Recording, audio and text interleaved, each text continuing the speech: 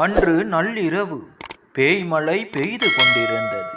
இடியும் மின்னலும் அந்த இரவின் அமைதியை கிழித்து கொண்டிருந்தன. திடீரென்று வீட்டு வெளிக்கதவு பலமாக தட்டப்படும் சத்தத்துடன் தொடர்ச்சியாக அவசரத்துடன் ஒலித்த அந்த சத்தம் என் நெஞ்சை உலுக்கியது. யாராக இருக்கும் என்ற கேள்வியோடு பயந்தபடியே கதவை திறக்கச் சென்றேன். கதவை திறந்தபோது அங்கே சில ஆண்கள் நின்று கொண்டிருந்தார்கள். இருட்டிலும் மழையிலும் அவர்களின் முகங்கள் தெளிவாக தெரியவில்லை. யார் நீங்க? இந்த நேரத்தில் என்ன வேணும் என்று நடுக்கத்துடன் கேட்டேன். நாங்க உன் அண்ணனோட ஃப்ரெண்ட்ஸ், அவனை பார்க்கத்தான் வந்தோம் என்று ஒருவன் குலைவான குரலில் கூறினான். அவனுடைய பார்வையில் ஏதோ சரியில்லை என்று என் உள்ளுணர்வு எச்சரித்தது. அண்ணன் இப்போ தூங்கிக்கிட்டு இருக்காங்க, எதுவாக இருந்தாலும் நாளைக்கு காலையில் வாங்க என்று சொல்லிவிட்டு கதவை மூட முயன்றேன். ஆனால் அவர்கள் கேட்கவில்லை. வலுக்கட்டாயமாக வீட்டிற்குள் நுழைய பார்த்தார்கள். நான் அவர்களை தடுத்து நிறுத்த என் முழு பலத்துடனும் போராடினேன். ஆனால் அவர்கள் என்னை அலட்சியப்படுத்தி என்னிடம் அநாகரிகமாக நடக்கத் தொடங்கினார்கள். பயத்தில் என் கை கால்கள் நடுங்கின. வேறு வழியின்றி நான் கத்திக்கொண்டே ஓடி என் அண்ணன் தூங்கிக் கொண்டிருந்த அந்த அறைக்குள் ஒளிந்து கொண்டேன். பயத்தில் அழுது கொண்டிருந்த என் கோலத்தையும் பின்னாடியே அத்துமீறி நுழைந்த அந்த ஆட்களையும் என் அண்ணன் பார்த்தான். அடுத்த நொடி அவன் தன் படுக்கையிலிருந்து எழுந்திருக்க முயன்றான். அவன் எழுந்திருக்க முயல்வதை பார்த்த எனக்கு ஆச்சரியத்தில் பேச்சே வரவில்லை. ஏனென்றால் என் பெயர் இனியா, என் அண்ணன் அன்பு. நாங்கள் இருவரும் மட்டும்தான் இந்த உலகத்தில் ஒருவருக்கொருவர் துணையாக வாழ்ந்து வருகிறோம். எங்கள் அம்மா அப்பா இருவருமே பல வருடங்களுக்கு முன்பே இறந்து விட்டார்கள். அப்போது நான் மிகவும் சிறிய பெண். மரணம் என்றால் என்ன, என் வாழ்க்கையில் என்ன நடக்கிறது என்று கூட புரிந்து கொள்ள முடியாத அரியா பருவம் அது. ஆனால் அன்று முதல் என் அண்ணன் அன்பு எனக்கு வெறும் அண்ணனாக மட்டும் இருக்கவில்லை, அம்மாவாகவும் அப்பாவாகவும் மாறி என்னை அரவணைத்தான். எனக்காகவே வாழத் தொடங்கினான். அவன்தான் என் உலகம், அவன்தான் என் குடும்பம், அவன்தான் என் பலம். எங்களிடம் அள்ளி கொடுக்கும் அளவுக்கு காசு இல்லை. நாங்கள் ஒன்றும் பணக்கார குடும்பமும் இல்லை. 2 அறைகள் மட்டுமே கொண்ட ஒரு சிறிய வாடகை வீடு தான் எங்களுடையது. ஆனால் அந்த சின்னஞ்சிறு வீட்டிற்குள் அன்பிற்கும் மகிழ்ச்சிக்கும் பஞ்சமே இருந்ததில்லை. கடவுள் என் பெற்றோரை பறித்து கொண்டாலும் அதற்கு நிகராக எனக்கு அன்பு போன்ற ஒரு அண்ணனை கொடுத்திருக்கிறாரே என்று நான் அடிக்கடி நினைத்து உருகி போவேன். என் எதிர்காலம் சிறப்பாக இருக்க வேண்டும் என்பதற்காக என் அண்ணன் தன் படிப்பை பாதியிலேயே நிறுத்தி கொண்டான். வீட்டில் எந்த குறையும் எனக்கு தெரிந்துவிடக் கூடாது என்பதில் அவன் கண்ணும் கருத்துமாக இருந்தான். அவன் எனக்காக எவ்வளவு கஷ்டப்படுகிறான், எவ்வளவு உழைக்கிறான் என்பது எனக்கு தெரியும். ஆனால் என் முன்னால் வரும்போதெல்லாம் தன் கஷ்டங்கள் எதையும் காட்டிக் கொள்ளாமல் எப்போதும் முகத்தில் புன்னகையோடு தான் வருவான். நான் சோர்ந்து போயிட்டா என் தங்கச்சியும் சோர்ந்துடுவா. அதனால அவ முன்னாடி நான் எப்பவும் சிரிச்சிட்டே தான் இருக்கணும் என்பான். தன் மனவேதனைகளை தனக்குள்ளேயே பூட்டி வைத்து கொண்டான். அவன் ஒரு டிரைவராக வேலை செய்தான். அதிகாலையில் இந்த ஊரே தூங்கி கொண்டிருக்கும் போது அவன் எழுந்து வேலைக்கு கிளம்பி விடுவான். இரவு வெகு நேரம் கழித்து தான் வீடு திரும்புவான். அவன் வீட்டிற்கு வரும்போது அவன் முகத்தில் அத்தனை சோர்வு அப்பண்டமாக தெரியும். உடம்பெல்லாம் தூசியும் கைகளில் உழைப்பின் தழும்புகளும் நிறைந்திருக்கும். ஆனால் வாசலில் நின்றிருக்கும் என் மீது அவன் பார்வை விழுந்த அடுத்த நொடி அந்த சோர்வெல்லாம் எங்கே போகிறது என்றே தெரியாது. முகம் மலர சிரித்தபடியே என் செல்ல தங்கை எப்படி இருக்கா, இன்னைக்கு காலேஜில் என்ன படிச்ச என்று கேட்பான். நானும் சிரித்து கொண்டே அன்று நடந்த எல்லாவற்றையும் அவனிடம் ஒப்புவிப்பேன். என் பேச்சை கேட்கும் போதே அவனுடைய ஒட்டுமொத்த அலுப்பும் பறந்து போய்விடும். என் படிப்பின் மீது அண்ணனுக்கு எப்போதுமே ஒரு பெரிய அக்கறை உண்டு. நான் நன்றாக படித்து வாழ்க்கையில் ஒரு பெரிய அந்தஸ்தை அடைய வேண்டும் என்று ஆசைப்பட்டேன். இனியா, படிப்பை மட்டும் எப்பவும் விட்டுறாதம்மா. நான் படுற கஷ்டத்தை நீ படக்கூடாது. என் தங்கை நல்லா படிச்சு ஒரு பெரிய வேலையில் அமர்ந்து தன் சொந்த காலில் நிற்கணும். உழைக்கிறவங்க எப்பவும் தோத்து போறதில்லைன்னு இந்த உலகத்துக்கு நீ காட்டணும் என்று அடிக்கடி கூறுவான். அவனுடைய வார்த்தைகள் எனக்குள் ஒரு புதிய ஆற்றலை தரும். எனக்காக இவ்வளவு தியாகம் செய்யும் என் அண்ணனின் கனவை நான் எப்படியாவது நனவாக்க வேண்டும் என்று எனக்குள் சபதம் எடுத்து கொள்வேன். நானும் கல்லூரிக்கு சென்று கவனமாக படித்தேன். கல்லூரி முடிந்து வந்ததும் வீட்டு வேலைகளை செய்வேன். அண்ணனுக்காக சமைப்பது, வீட்டை சுத்தம் செய்வது என எல்லாவற்றையும் முடித்துவிட்டு இரவில் விழித்திருந்து படிப்பேன். எங்கள் வாழ்க்கை மிகவும் எளிமையானதாக இருந்தாலும் அதில் ஒரு நிம்மதியும் அமைதியும் இருந்தது. கல்லூரியில் என் தோழிகள் பல வண்ண ஆடைகளை உடுத்தி கையில் விலை உயர்ந்த போன்களுடன் வருவார்கள். ஊர் சுற்றுவதை பற்றி பேசுவார்கள். ஆனால் அதை பார்த்து எனக்கு ஒருபோதும் பொறாமை வந்ததில்லை. ஏனென்றால் அவர்களை விட உலகிலேயே மிக சிறந்த ஒரு சொத்து என்னிடம் இருந்தது. அதுதான் என் அன்பு அண்ணன். எனக்கு ஏதேனும் ஒரு பொருள் தேவைப்பட்டால் தன் தேவைகளை தியாகம் செய்தாவது அதை எனக்கு வாங்கி கொடுத்து விடுவான். எனக்கு இன்னும் நினைவிருக்கிறது, ஒரு முறை என் கல்லூரியில் ஒரு முக்கிய விழா நடந்தது. அதில் நான் கலந்து கொள்ள வேண்டி இருந்தது. அதற்கு புதிய ஆடை தேவைப்பட்டது. ஆனால் அப்போது வீட்டின் பொருளாதார சூழ்நிலை மிகவும் மோசமாக இருந்தது. அதனால் நான் அவனிடம் எதையும் கேட்கவில்லை. ஆனால் அவனுக்கு அது எப்படி தெரிந்ததோ தெரியவில்லை. அடுத்த நாளே எனக்காக ஒரு புதிய அழகான ஆடையை வாங்கி கொண்டு வந்து நீட்டினான். எனக்கு சந்தோஷம் தாங்கவில்லை. ஆனால் அதற்கு பிறகு தான் எனக்கு ஒரு விஷயம் தெரிந்தது. தனக்காக வாங்க வேண்டிய புதிய காலணிகளை தள்ளி வைத்துவிட்டு அந்த பணத்தில் தான் எனக்காக அந்த உடையை வாங்கி இருக்கிறான் என்று. அன்று என் கண்களில் இருந்து கண்ணீர் வழிந்தோடியது. என் அண்ணன் என் மீது வைத்திருக்கும் பாசத்தின் ஆழத்தை அன்று நான் முழுமையாக உணர்ந்தேன். இப்படித்தான் எங்கள் வாழ்க்கை அழகாக நகர்ந்து கொண்டிருந்தது. காலையில் அண்ணன் வேலைக்கு செல்வான், நான் கல்லூரிக்கு செல்வேன்.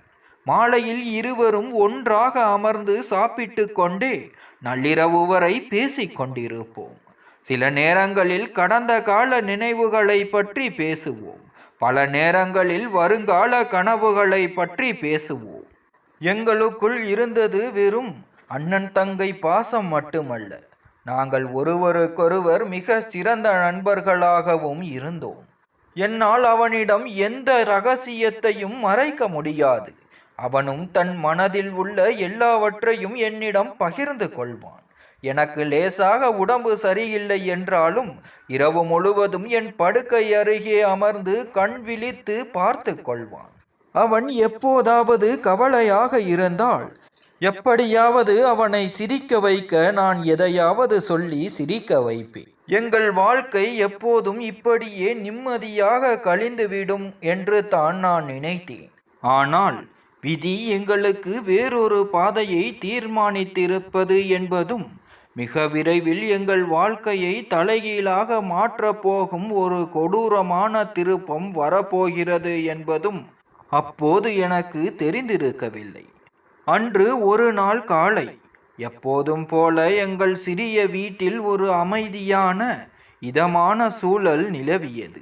நான் சமையலறையில் காலை உணவு சமைத்து கொண்டிருந்தேன். அண்ணன் வேலைக்கு கிளம்ப தயாராகி கொண்டிருந்தான். வழக்கம் போல அவன் அதிகாலையிலேயே எழுந்து விட்டான். எனக்கும் இன்னும் சற்று நேரத்தில் கல்லூரிக்கு கிளம்ப வேண்டியிருந்தது. சமையலறையிலிருந்து அவனை பார்த்தபோது என் மனதிற்குள் ஒரு நெகிழ்ச்சி ஏற்பட்டது. தன் சொந்த சந்தோஷங்கள் எல்லாவற்றையும் துறந்துவிட்டு எனக்காக மட்டுமே உழைக்கும் இப்படி ஒரு அருமையான அண்ணனை கொடுக்க எவ்வளவு புண்ணியம் செய்து இருக்க வேண்டும் என்று கடவுளுக்கு நன்றி சொல்லிக் கொண்டிருந்தேன். சிறிது நேரத்தில் டிஃபன் தயாரானது. நாங்கள் இருவரும் ஒன்றாக அமர்ந்து சாப்பிடத் தொடங்கினோம். தினமும் நாங்கள் நிம்மதியாக பேசிக்கொள்ளும் ஒரே நல்வேளை அதுதான். அண்ணன் அன்போடு என்னை நிமிர்ந்து பார்த்து என் தலையை கோதி விட்டபடியே, இனியா, படிப்பு எப்படி போகுதுமா என்று கேட்டான். நான் புன்னகையுடன், எல்லாம் நல்லா போகுது அண்ணா, இன்னும் கொஞ்ச நாள்ல எக்ஸாம் ஸ்டார்ட் ஆக போகுது, அதுக்குத்தான் இப்போ ரெடி ஆகிட்டு இருக்கேன் என்றேன். இதை கேட்டு அவன் முகம் மலர்ந்தது. அப்படியே நல்லா படிமா, என் தங்கை கண்டிப்பா பெரிய ஆளா வருவான்னு எனக்கு முழு நம்பிக்கை இருக்கு. நீ வாழ்க்கையில ரொம்ப உயரத்துக்கு போகணும், உன்னோட எல்லா கனவுகளையும் நனவாக்கணும், அதுதான் இந்த அண்ணனோட ஆசை என்றான். கண்டிப்பா அண்ணா, நான் என் முழு பலத்தையும் போட்டு நல்லா படிப்பேன் என்று நான் சிரித்து கொண்டே கூறினேன். மேலும் சில நிமிடங்கள் நாங்கள் பேசி கொண்டிருந்தோம். சாப்பிட்டு முடித்ததும் அண்ணன் வேலைக்கு கிளம்பினான். போகும்போது வழக்கம் போல பத்திரமா இருடா என்று சொல்லிவிட்டு சென்றான். நான் அவனை வாசல் வரை சென்று வழி அனுப்பினேன். அவன் புன்னகையோடு கையாட்டிவிட்டு தன் வண்டியில் புறப்பட்டு சென்றான். அந்த காலை பொழுது எங்கள் வாழ்க்கையின் மிக கொடூரமான பயங்கரமான ஒரு காலையாக மாறப்போகிறது என்று என் கனவிலும் நான் நினைக்கவில்லை. அண்ணன் சென்ற பிறகு நான் வீட்டு வேலைகளில் மூழ்கினேன். பாத்திரங்களை கழுவி வீட்டை சுத்தம் செய்து மற்ற வேலைகளையும் சுறுசுறுப்பாக முடித்தேன். அதன் பிறகு கல்லூரிக்கு கிளம்ப வேண்டும். சுமார் 1 மணி நேரத்தில் எல்லா வேலைகளையும் முடித்துவிட்டு கல்லூரி உடை உடுத்த தயாரானேன். அப்போது திடீரென்று என் கைபேசி அலறியது. யாரென்று எடுத்து பார்த்தேன். அது ஒரு புதிய எண். யாரோ தவறான எண்ணில் அழைக்கிறார்கள் என்று தான் முதலில் நினைத்தேன். ஆனாலும் ஏதோ ஒரு படபடப்புடன் போனை எடுத்தேன். ஹலோ என்றேன். மறுமுனையில் ஒரு ஆணின் குரல் கேட்டது. பதற்றமும் அவசரமும் நிறைந்த குரல் அது. ஹலோ, நீங்க அன்பு வீட்டில் இருந்து பேசுறீங்களா என்று கேட்டார். ஆமாங்க, நான் அவரோட தங்க பேசுறேன், என்ன விஷயம் என்றேன். என் இதய துடிப்பு லேசாக கூடுவதை உணர்ந்தபடி அடுத்த நொடி அவர் சொன்ன வார்த்தைகள் என் காலடியில் இருந்த பூமி சட்டென்று நழுவி செல்வது போன்ற ஒரு அதிர்ச்சியை எனக்கு கொடுத்தது. உங்க அண்ணன் அன்புக்கு ஒரு பெரிய ஆக்சிடென்ட் ஆயிடுச்சுமா, ரொம்ப ரத்தம் போயிருக்கு. அவரை இப்போ தான் பக்கத்துல இருக்கிற அரசு பொது மருத்துவமனைக்கு கூட்டிட்டு வந்திருக்கோம். நீங்க எவ்வளவு சீக்கிரம் முடியுமோ அவ்வளவு சீக்கிரம் ஹாஸ்பிட்டலுக்கு வாங்க என்று படபடவென கூறிவிட்டு இணைப்பை துண்டித்தார். அவர் பேசி முடித்ததும் என் கை கால்கள் எல்லாம் அப்படியே மரத்து போயின. நடுங்கிய என் கைகளில் இருந்து போன் நழுவி கீழே விழுந்து சிதறியது. என் நெஞ்சின் மீது யாரோ ஒரு பெரிய பாறாங்கல்லை தூக்கி வைத்தது போல மூச்சு முட்டியது. சுவாசம் வேகம் எடுத்தது. கண்களிலிருந்து கண்ணீர் தாரை தாரையாக கொட்டியது. என் அண்ணனுக்கு எதுவும் ஆகியிருக்க கூடாது. என் அன்பு அண்ணாவுக்கு ஒன்றும் ஆகாது. அவர் நல்லபடியா இருப்பார் என்று என் மனம் பித்து பிடித்தார் போல புலம்பியது. அடுத்த கணம் நான் பைத்தியம் பிடித்தவள் போல வீட்டை விட்டு வெளியே ஓடினேன். எதை பற்றியும் யோசிக்காமல் கால்கள் போன போக்கில் அந்த அரசு மருத்துவமனையை நோக்கி ஓடத் தொடங்கினேன். வழிநெடுக என் கண்ணீர் நின்ற பாடில்லை. கடவுளே, என் அண்ணனை காப்பாத்தி கொடுங்க. இந்த உலகத்துல அவரை தவிர எனக்குன்னு யாருமே இல்லை. ப்ளீஸ் கடவுளே என்று அழுது கொண்டே அந்த இறைவனிடம் பிச்சை கேட்டேன். மூச்சிறைக்க ஓடி வந்து மருத்துவமனைக்குள் நுழைந்தேன். நேராக வரவேற்பறைக்கு ஓடினேன். அழுது கொண்டே, கலைந்த தலைமுடியுடன் நின்ற என் கோலத்தை பார்த்த அங்கே இருந்த மற்றவர்களும் பதறி போனார்கள். இங்க அன்புன்ற பேர்ல யாராவது பேஷண்ட் வந்திருக்காங்களா? ப்ளீஸ் சொல்லுங்க என்று அழுகையுடனேயே திக்கி திணறிக் கொண்டே கேட்டேன். அங்கிருந்த பெண்மணி கணினியை வேகமாக பார்த்துவிட்டு, ஆமாங்க, அவங்க ரூம் நம்பர் 5ல் இருக்காங்க. நீங்க அவங்களுக்கு என்ன வேணும் என்றார். நான் அவரோட தங்கை என்று நடுங்கும் குரலில் சொல்லிவிட்டு அடுத்த நொடி பதிலை எதிர்பாராமல் அறை எண் 5ஐ நோக்கி ஓடினேன். அந்த அறையின் கதவை திறந்தபோது என் நெஞ்சு அப்படியே உறைந்து போனது. அறைக்குள் மருத்துவர்களும் இன்னும் சிலரும் சூழ்ந்து நின்று கொண்டிருந்தார்கள். கட்டிலில் என் அண்ணன் படுத்திருந்தான். அவனுடைய கைகளிலும் கால்களிலும் வெள்ளை நிற கட்டுக்கள் போடப்பட்டிருந்தன. முகமெங்கும் சிராய்ப்புகளும் இரத்த காயங்களும் இருந்தன. அவன் முற்றிலும் சுயநினைவின்றி மயங்கி கிடந்தான். அவனை அந்த நிலையில் பார்த்ததும் என் உயிரே போனது. தள்ளாடியபடியே அவன் படுக்கை அருகே ஓடினேன். அண்ணா, கண்ணை திறந்து பாரண்ணா, என்னாச்சு உங்களுக்கு? ஏன் இப்படி படுத்திருக்கீங்க? அண்ணா பேசுங்க அண்ணா என்று கதறினேன். ஆனால் எப்போதும் என் குரல் கேட்ட அடுத்த நொடி ஓடி வரும் என் அண்ணன் இன்று சலனமற்று அமைதியாக கிடந்தான். அவனது கைகளை கோர்த்து கொண்டு நான் ஓவென்று அழுது கொண்டிருந்தேன். அப்போது அங்கிருந்த மருத்துவர் என் அருகில் வந்து தோளை தொட்டு என்னை அமைதிப்படுத்த முயன்றார். சற்று நேரத்திற்கு பிறகு மருத்துவர் மிகுந்த கவலையோடு பேசத் தொடங்கினார். அம்மா, நாங்க உங்ககிட்ட உண்மையை சொல்லித்தான் ஆகணும். அவரோட 2 கைகள்லையும் கால்கள்லையும் பலத்த எலும்பு முறிவு ஏற்பட்டிருக்கு. அதைவிட பெரிய கவலை என்னன்னா, அவரோட முதுகு தண்டுல பலமான அடி விழுந்திருக்கு. இந்த காயம் ரொம்ப ஆபத்தானது. அதனால இப்போதைக்கு எதையும் உறுதியா சொல்ல முடியாது. மருத்துவரின் வார்த்தைகளால் என் இதயமே நொறுங்கி போனது. டாக்டர், என் அண்ணன் குணமாகிடுவார் தானே? பழையபடி ஆகிடுவார் தானே என்று கண்ணீரோடு கெஞ்சினேன். மருத்துவர் சில நொடிகள் மௌனமாக இருந்துவிட்டு, நாங்க எங்களோட முழு முயற்சியையும் செய்கிறோம். ஆனா அவர் குணமடைய ரொம்ப காலம் எடுக்கும். இப்போதைக்கு அவர் படுக்கையை விட்டு எழுந்திருக்கிறது கூட சாத்தியமில்லை. இனி அவர் வண்டி ஓட்டுறதை பற்றி நினைச்சு கூட பார்க்க முடியாது. அவர் பழையபடி ஒரு சாதாரண வாழ்க்கையை வாழ முடியுமா என்பதே சந்தேகம்தான் என்றார். அவ்வளவுதான். என் கண்களுக்கு முன்னால் உலகம் இருண்டு கொண்டு வந்தது. எங்கள் வீட்டில் ஒரே தூண் என் அண்ணன்தான். அவன் உழைத்துத்தான் எங்கள் வாழ்க்கை நகர்ந்தது. இப்போது அவன் இனிமேல் வேலைக்கே போக முடியாது என்று மருத்துவர் கூறுகிறாரே. என்னால் தாங்கிக் கொள்ள முடியவில்லை. அங்கிருந்த ஒரு நாற்காலியில் அப்படியே சரிந்து விழுந்து கைகளால் முகத்தை பொத்திக் கொண்டு தேம்பி அழுதேன். மருத்துவர் என்னை ஆறுதல் படுத்தும் தோணியில், தைரியமா இருமா, இன்னும் 2-3 நாள்ல இவரை டிஸ்சார்ஜ் செஞ்சிடுவோம். நீங்க வீட்டுக்கு கூட்டிட்டு போயிடலாம். ஆனா அதுக்கப்புறம் இவரை ரொம்ப பத்திரமா பார்த்துக்கணும். நேரத்துக்கு மருந்துகள் கொடுக்கணும். தொடர் சிகிச்சையும் எடுத்துக்கணும் என்றார். நான் எதற்கும் பதில் சொல்லாமல் அமைதியாக அவர் சொன்னதை கேட்டுக்கொண்டு மயக்கத்தில் இருக்கும் என் அண்ணனையே வெறித்து பார்த்து கொண்டிருந்தேன். ஒரே ஒரு நொடியில் என் ஒட்டுமொத்த உலகமும் சிதறி சாம்பலானது போல இருந்தது.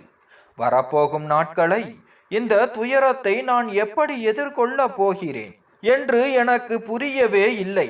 நேரம் நகர நான் அண்ணனின் அருகிலேயே அமர்ந்திருந்தேன். என் கண்கள் மீண்டும் அவனுடைய காயம்பட்ட முகத்தையே பார்த்து கொண்டிருந்தன. நெஞ்சுக்குள் பயம் உறைந்து கிடந்தது. என் அண்ணனை எப்படியாவது குணமாக்கிவிடு கடவுளே என்று மனதிற்குள் பிரார்த்தனை செய்து கொண்டே இருந்தேன். சிறிது நேரத்திற்கு பிறகு அண்ணனின் விரல்கள் லேசாக அசைவதை கண்டேன். மெதுவாக அவன் தன் கண்களை திறந்தான். அவனுக்கு சுயநினைவு திரும்பியதை பார்த்ததும் நான் சட்டென்று அவன் முகத்தருகே சென்று அவனது கைகளை பிடித்து கொண்டேன். என் கண்கள் இன்னும் குளமாகத்தான் இருந்தன. ஆனாலும் என்னை நான் கட்டுப்படுத்தி கொள்ள முயன்றேன். அண்ணா, இப்போ எப்படி இருக்கு? என்ன அடையாளம் தெரியுதா அண்ணா என்று மெதுவாக கேட்டேன். அண்ணன் என்னை ஏறிட்டு பார்த்தான். ஆனால் அவனால் ஒரு வார்த்தை கூட பேச முடியவில்லை. அவனுடைய கண்களில் இருந்து கண்ணீர் வழிந்து காதுகளில் இறங்கியது. அந்த கண்ணீரை கண்டதும் என் இதயம் நொறுங்கியது. எப்போதும் எனக்கு பக்கபலமாய் நின்று தைரியம் ஊட்டும் என் அண்ணன் இன்று இவ்வளவு பலவீனமாக ஆதரவற்று கிடப்பதை என் வாழ்நாளில் நான் முறையாக பார்க்கிறேன். தனக்கு என்ன நடந்தது என்பதும் இனி தன் வாழ்க்கை பழையபடி இருக்க போவதில்லை என்பதும் அவனுக்கு புரிந்திருக்க வேண்டும். நான் அவனுடைய தலையை மென்மையாக கோதிவிட்டபடியே எல்லாம் சரியாயிடும் அண்ணா, நீங்க கவலைப்படாதீங்க என்று ஆறுதல் கூறினேன். ஆனால் உள்ளுக்குள் நான் எந்த அளவுக்கு பயந்து போயிருந்தேன் என்பது எனக்கு மட்டுமே தெரியும். அடுத்த 2 நாட்களுக்கு நான் மருத்துவமனையிலேயே அவனுடனேயே தங்கி இருந்தேன். நேரத்திற்கு மருந்து கொடுப்பது, கஞ்சியோ உணவோ ஊட்டி விடுவது என மருத்துவர்கள் சொன்னதையெல்லாம் அர்ப்பணிப்போடு செய்தேன். ஒரு நொடி கூட அவனை தனியாக விடவில்லை. இரவிலும் அவனது கட்டிலுக்கு அருகிலேயே அமர்ந்தபடித்தான் தூங்குவேன். அவனுக்கு நடு இரவில் ஏதேனும் உதவி தேவைப்பட்டால் என்ன செய்வது என்ற பயம்தான் காரணம். 3வது நாள் வந்தது. மருத்துவர் எங்களிடம், இனி இவரை வீட்டுக்கு கூட்டிட்டு போகலாம், ஆனா ரொம்ப கவனமா பார்த்துக்கணும், இவருக்கு இன்னும் நீண்ட நாட்களுக்கு சிகிச்சை தேவைப்படும் என்று கூறி முறைப்படி டிஸ்சார்ஜ் செய்தார். அவர் பழையபடி குணமாக ரொம்ப காலம் எடுக்கும் என்று மருத்துவர் சொன்னபோது என் நெஞ்சுக்குள் இடி விழுந்தது போல இருந்தாலும் வெளியில் அதை காட்டிக்கொள்ளாமல் அமைதியாக தலையசைத்தேன். அவர் சொன்ன அறிவுரைகள் அனைத்தையும் கவனமாக குறித்து கொண்டேன். பிறகு ஒரு ஆம்புலன்ஸ் வரவழைக்கப்பட்டு என் அண்ணனை ஏற்றி கொண்டு எங்கள் வீட்டிற்கு புறப்பட்டேன். ஆம்புலன்ஸ் எங்கள் வீட்டின் முன்னால் வந்து நின்றபோது சுற்றியிருந்த அக்கம் பக்கத்தினர் அனைவரும் வெளியே ஓடி வந்தார்கள். எல்லோரும் எங்களையே பரிதாபத்தோடு பார்த்து கொண்டிருந்தார்கள். சிலரின் முகங்களில் அதிர்ச்சியும் சிலரின் முகங்களில் ஆழ்ந்த வருத்தமும் தெரிந்தது. அந்த தெருவில் இருக்கும் அனைவருக்கும் என் அன்பு அண்ணனை தெரியும். அவனுடைய உழைப்பையும் நல்ல குணத்தையும் பார்த்து வியக்காதவர்களே இல்லை. அங்கிருந்தவர்களில் சிலர் முன்வந்து அண்ணனை மிகவும் எச்சரிக்கையாக ஆம்புலன்ஸில் இருந்து கீழே இறக்கி வீட்டிற்குள் இருந்த அவனுடைய படுக்கையில் கொண்டு போய் படுக்க வைத்தனர். எங்களுடன் வந்திருந்த மருத்துவ உதவியாளர் ஒருவன் மருந்து மாத்திரைகளை எந்தெந்த நேரத்தில் கொடுக்க வேண்டும், அவனை எப்படி பராமரிக்க வேண்டும், எவற்றையெல்லாம் தவிர்க்க வேண்டும் என்று எனக்கு திரும்ப திரும்ப விளக்கி கூறினான். காயம் ரொம்ப ஆழமானதுமா, அதனால ஒரு சின்ன அலட்சியம் கூட இருக்கக்கூடாது, கவனமா பார்த்துக்கோங்க என்று அவன் எச்சரித்தான். நான் அவன் சொன்னதையெல்லாம் பார்த்து கொண்டே இருந்தாலும் என் கண்கள் என் அண்ணனையே வெறித்து கொண்டிருந்தன. அவன் அந்த படுக்கையில் சலனமற்று அமைதியாக கிடந்தான். அதை பார்க்க பார்க்க என் நெஞ்சுக்குள் விவரிக்க முடியாத ஒரு வலி எழுந்தது. நேற்று வரை அதிகாலையிலேயே எழுந்து சுறுசுறுப்பாக வேலைக்கு கிளம்பியவன், இந்த ஒட்டுமொத்த குடும்பத்தின் பொறுப்பையும் தன் தோள்களில் சுமந்தவன், எப்போது பார்த்தாலும் முகத்தில் புன்னகையை மட்டுமே ஏந்தி இருந்த என் அண்ணன், இன்று ஒரு சின்ன அசைவிற்கு கூட அடுத்தவர் உதவியை எதிர்பார்த்து படுத்த படுக்கையாக கிடைக்கிறானே. வந்திருந்தவர்கள் அனைவரும் கலைந்து செல்ல அந்த சின்னஞ்சிறு வீட்டில் நானும் என் அண்ணனும் மட்டுமே தனித்து விடப்பட்டோம். நான் மெதுவாக அவனது படுக்கை அருகே சென்று அமர்ந்தேன். அவனுடைய தளர்ந்த கைகளை என் கைகளுக்குள் பொத்தி கொண்டு முகத்தில் போலி புன்னகையை வரவழைத்து கொள்ள முயன்றபடி பேசத் தொடங்கினேன். அண்ணா, நீங்க எதை பத்தியும் நினைச்சு கவலைப்படாதீங்க. சீக்கிரமே நீங்க குணமாயிடுவீங்க. பழையபடி எழுந்து நடப்பீங்க, வேலைக்கு போவீங்க. இதெல்லாம் இன்னும் கொஞ்ச நாளைக்குத்தான். கடவுள் நம்ம கூட இருக்கார், எல்லாமே சரியாயிடும் என்றேன். அப்படி பேசும்போது என் குரல் நடுங்கியது எனக்கு நன்றாக தெரிந்தது. ஆனால் அவன் முன்னால் நான் பலவீனமாக நின்றுவிடக் கூடாது என்பதில் உறுதியாக இருந்தேன். அண்ணன் தன் கண்கள் சிவக்க என்னை நிமிர்ந்து பார்த்தான். அவனுடைய விழியோரங்களில் மீண்டும் கண்ணீர் துளிர்த்தது. ஆனால் இந்த முறை அவன் மெதுவாக என் கைகளை அழுத்தினான். நீ சொல்வது எனக்கு புரிகிறது என்று வார்த்தையின்றி சொல்வது போல இருந்தது அது. அவனுடன் சில நிமிடங்கள் அமர்ந்திருந்த நான் அழுகையை அடக்க முடியாமல் ஏதோ ஒரு சாக்கு போக்கு சொல்லிவிட்டு சமையலறை நோக்கி ஓடினேன். சமையலறைக்குள் நுழைந்த அடுத்த நொடி என் அணை உடைந்த கண்ணீர் தாரை தாரையாக கொட்டியது. வாய்விட்டு ஓவென்று கதற வேண்டும் போல இருந்தது. ஆனால் என் அழுகை சத்தம் அண்ணனுக்கு கேட்டுவிட்டால் அவன் இன்னும் உடைந்து போய்விடுவான் என்பதால் என் வாயை பொத்திக் கொண்டு விம்மி விம்மி அழுதேன். அவனுக்கு முன்னால் எப்போதும் சிரித்த முகத்தோடு மட்டுமே நிற்க வேண்டும் என்று எனக்குள் சபதம் செய்து கொண்டேன். கண்ணீரை துடைத்து கொண்டு சமைக்கத் தொடங்கினேன். ஆனால் என் மனம் சமையலில் இல்லை. இனி நம் குடும்பம் எப்படி நகரப் போகிறது? அண்ணனால் வேலைக்கு போக முடியாது. மருத்துவ செலவுகளுக்கே ஏகப்பட்ட பணம் வேண்டுமே. வரப்போகும் நாட்களை எப்படி எதிர்கொள்ளப் போகிறேன் என்ற கேள்விகள் என் தலையை குடைந்தன. ஆனால் அடுத்த கணமே என்னை நானே தேற்றிக் கொண்டேன். இனியா, இது நீ பயந்து நடுங்க வேண்டிய நேரம் இல்லை, துணிச்சலோடு நிற்க வேண்டிய நேரம். ஏன்னா உன் அண்ணனுக்கு இப்போ நீ மட்டும்தான் துணை. அதன் பிறகு எங்கள் வாழ்க்கை மெல்ல மெல்ல மாறத் தொடங்கியது. விடியற் காலையில் எழுந்ததும் முதலில் அண்ணனுக்கு மருந்து கொடுப்பேன். பிறகு அவனுக்கு கஞ்சியோ டிஃபனோ சமைத்து என் கைகளாலேயே ஊட்டி விடுவேன். அதன் பின் வீட்டின் மற்ற வேலைகளை முடித்துவிட்டு அறக்க பறக்க கல்லூரிக்கு ஓடுவேன். கல்லூரி முடித்ததும் எங்கும் சுற்றாமல் நேராக வீட்டிற்கு வந்து மீண்டும் அவனுடைய பணிவிடைகளில் மூழ்கி விடுவேன். இரவு நேரங்களிலும் எனக்கு சரியான தூக்கம் இருக்காது. அவனுக்கு படுக்கையில் ஒரு புறமாக சாய்ந்து படுக்கவோ அல்லது தண்ணீர் குடிக்கவோ உதவி தேவைப்படும் போதெல்லாம் சட்டென்று விழித்து கொள்வேன்.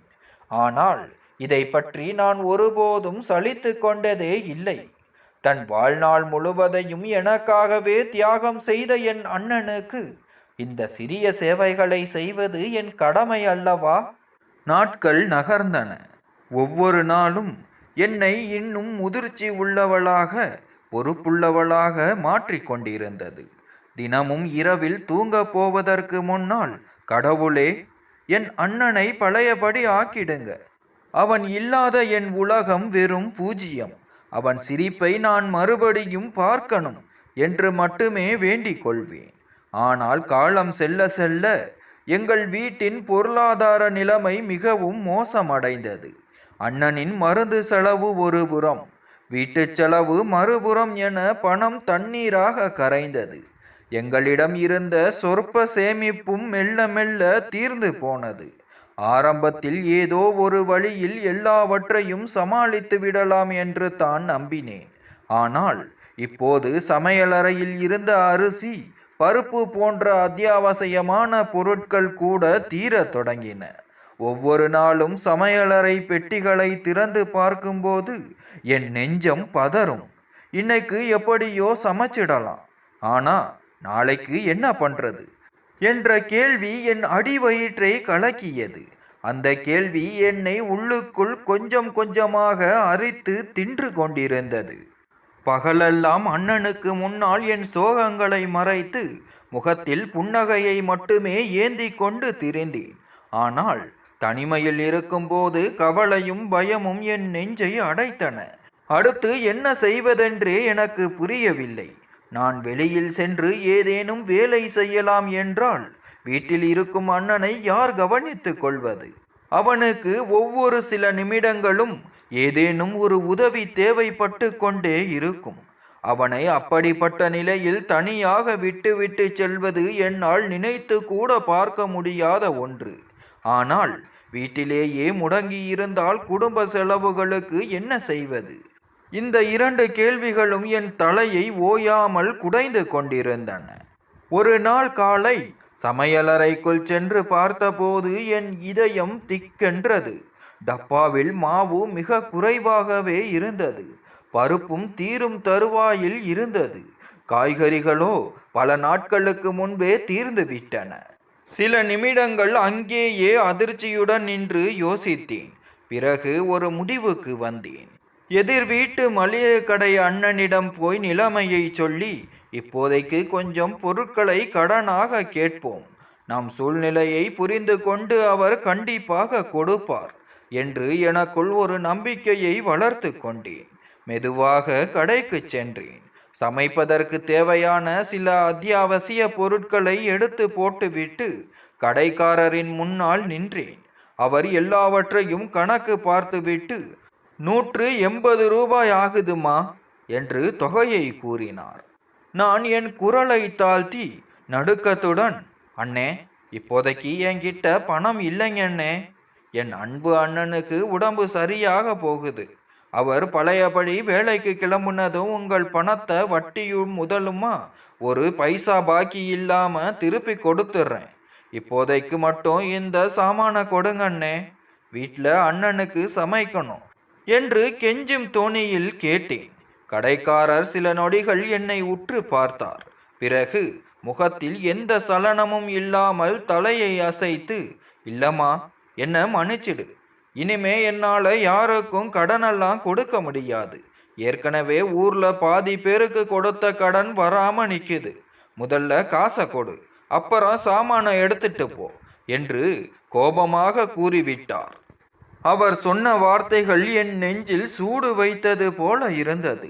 மீண்டும் அவரிடம் எவ்வளவோ கெஞ்சி பார்த்தேன். என் சூழ்நிலையை விவரித்தேன்.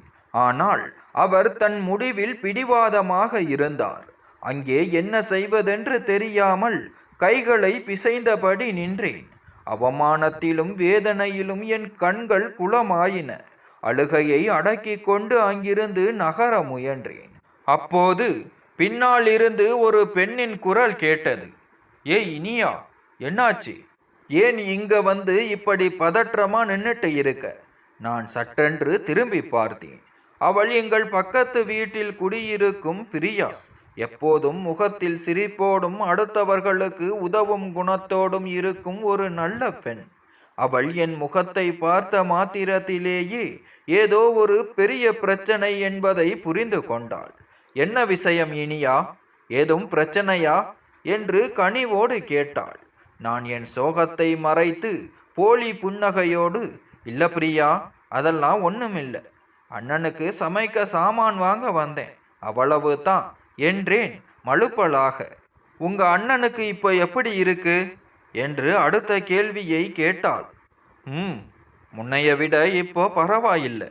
ஆனா இன்னும் கொஞ்ச நாளைக்கு முழு ஓய்வு எடுக்கணும்னு டாக்டர் சொல்லி இருக்காங்க என்றேன்.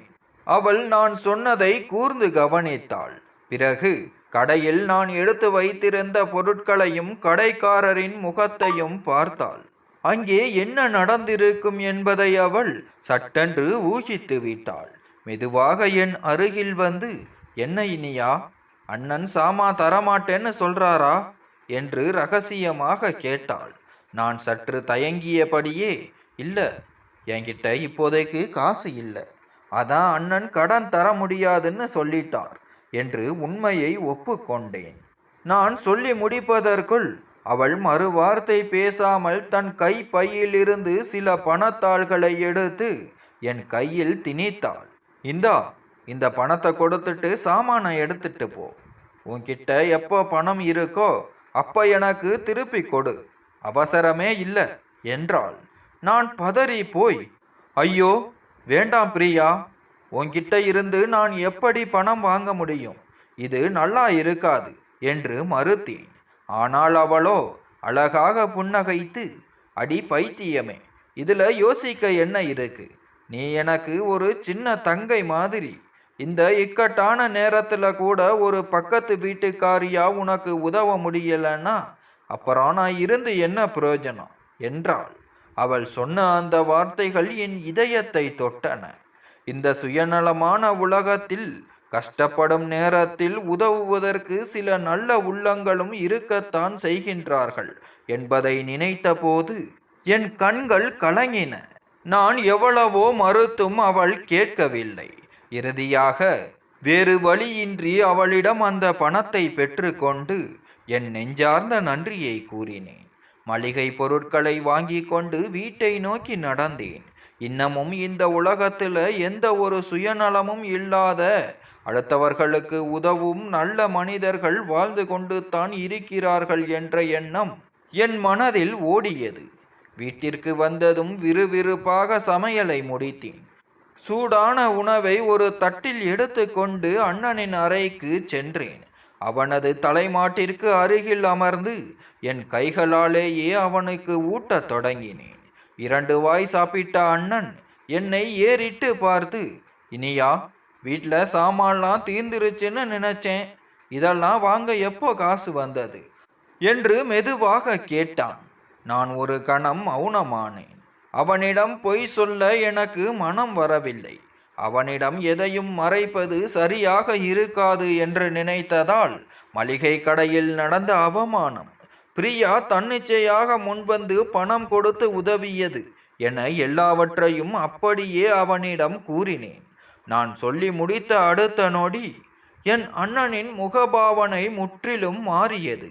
அவனது முகத்தில் இருந்த லேசான புன்னகை மறைந்து ஒருவித அதிர்ச்சியும் வேதனையும் குடியேறியது.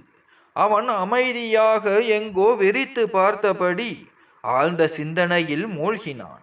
அவனுடைய அந்த மாற்றத்தை கண்டு நான் பதற்றமடைந்தேன். என்ன ஆச்சு அண்ணா, ஏன் திடீர்னு அமைதியாகிட்டீங்க? ஏதாச்சும் பிரச்சனையா என்று பயத்துடன் கேட்டேன். அவன் சட்டென்று, ஐயோ அதெல்லாம் ஒண்ணுமில்லடா, நான் நல்லாத்தான் இருக்கேன் என்றான்.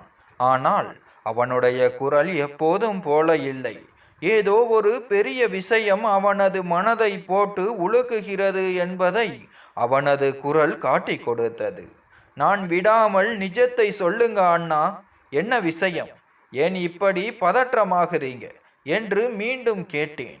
அவன் என் கைகளை மெதுவாக பற்றி கொண்டு குரலை தாழ்த்தி, ஒண்ணுமில்லை இனியா, ஆனா நீ இந்த பிரியா கிட்ட இருந்து கொஞ்சம் தள்ளியே இரு, அவ கூட ரொம்ப பழகாத என்றான். எனக்கு ஆச்சரியமாக இருந்தது. ஏன் அண்ணா அப்படி சொல்லுறீங்க? அவ இந்த இக்கட்டான நேரத்துல நமக்கு எவ்வளவு பெரிய உதவி செஞ்சிருக்கா, அப்புறம் ஏன் அவளை தவிர்க்க சொல்றீங்க என்று குழப்பத்துடன் கேட்டேன்.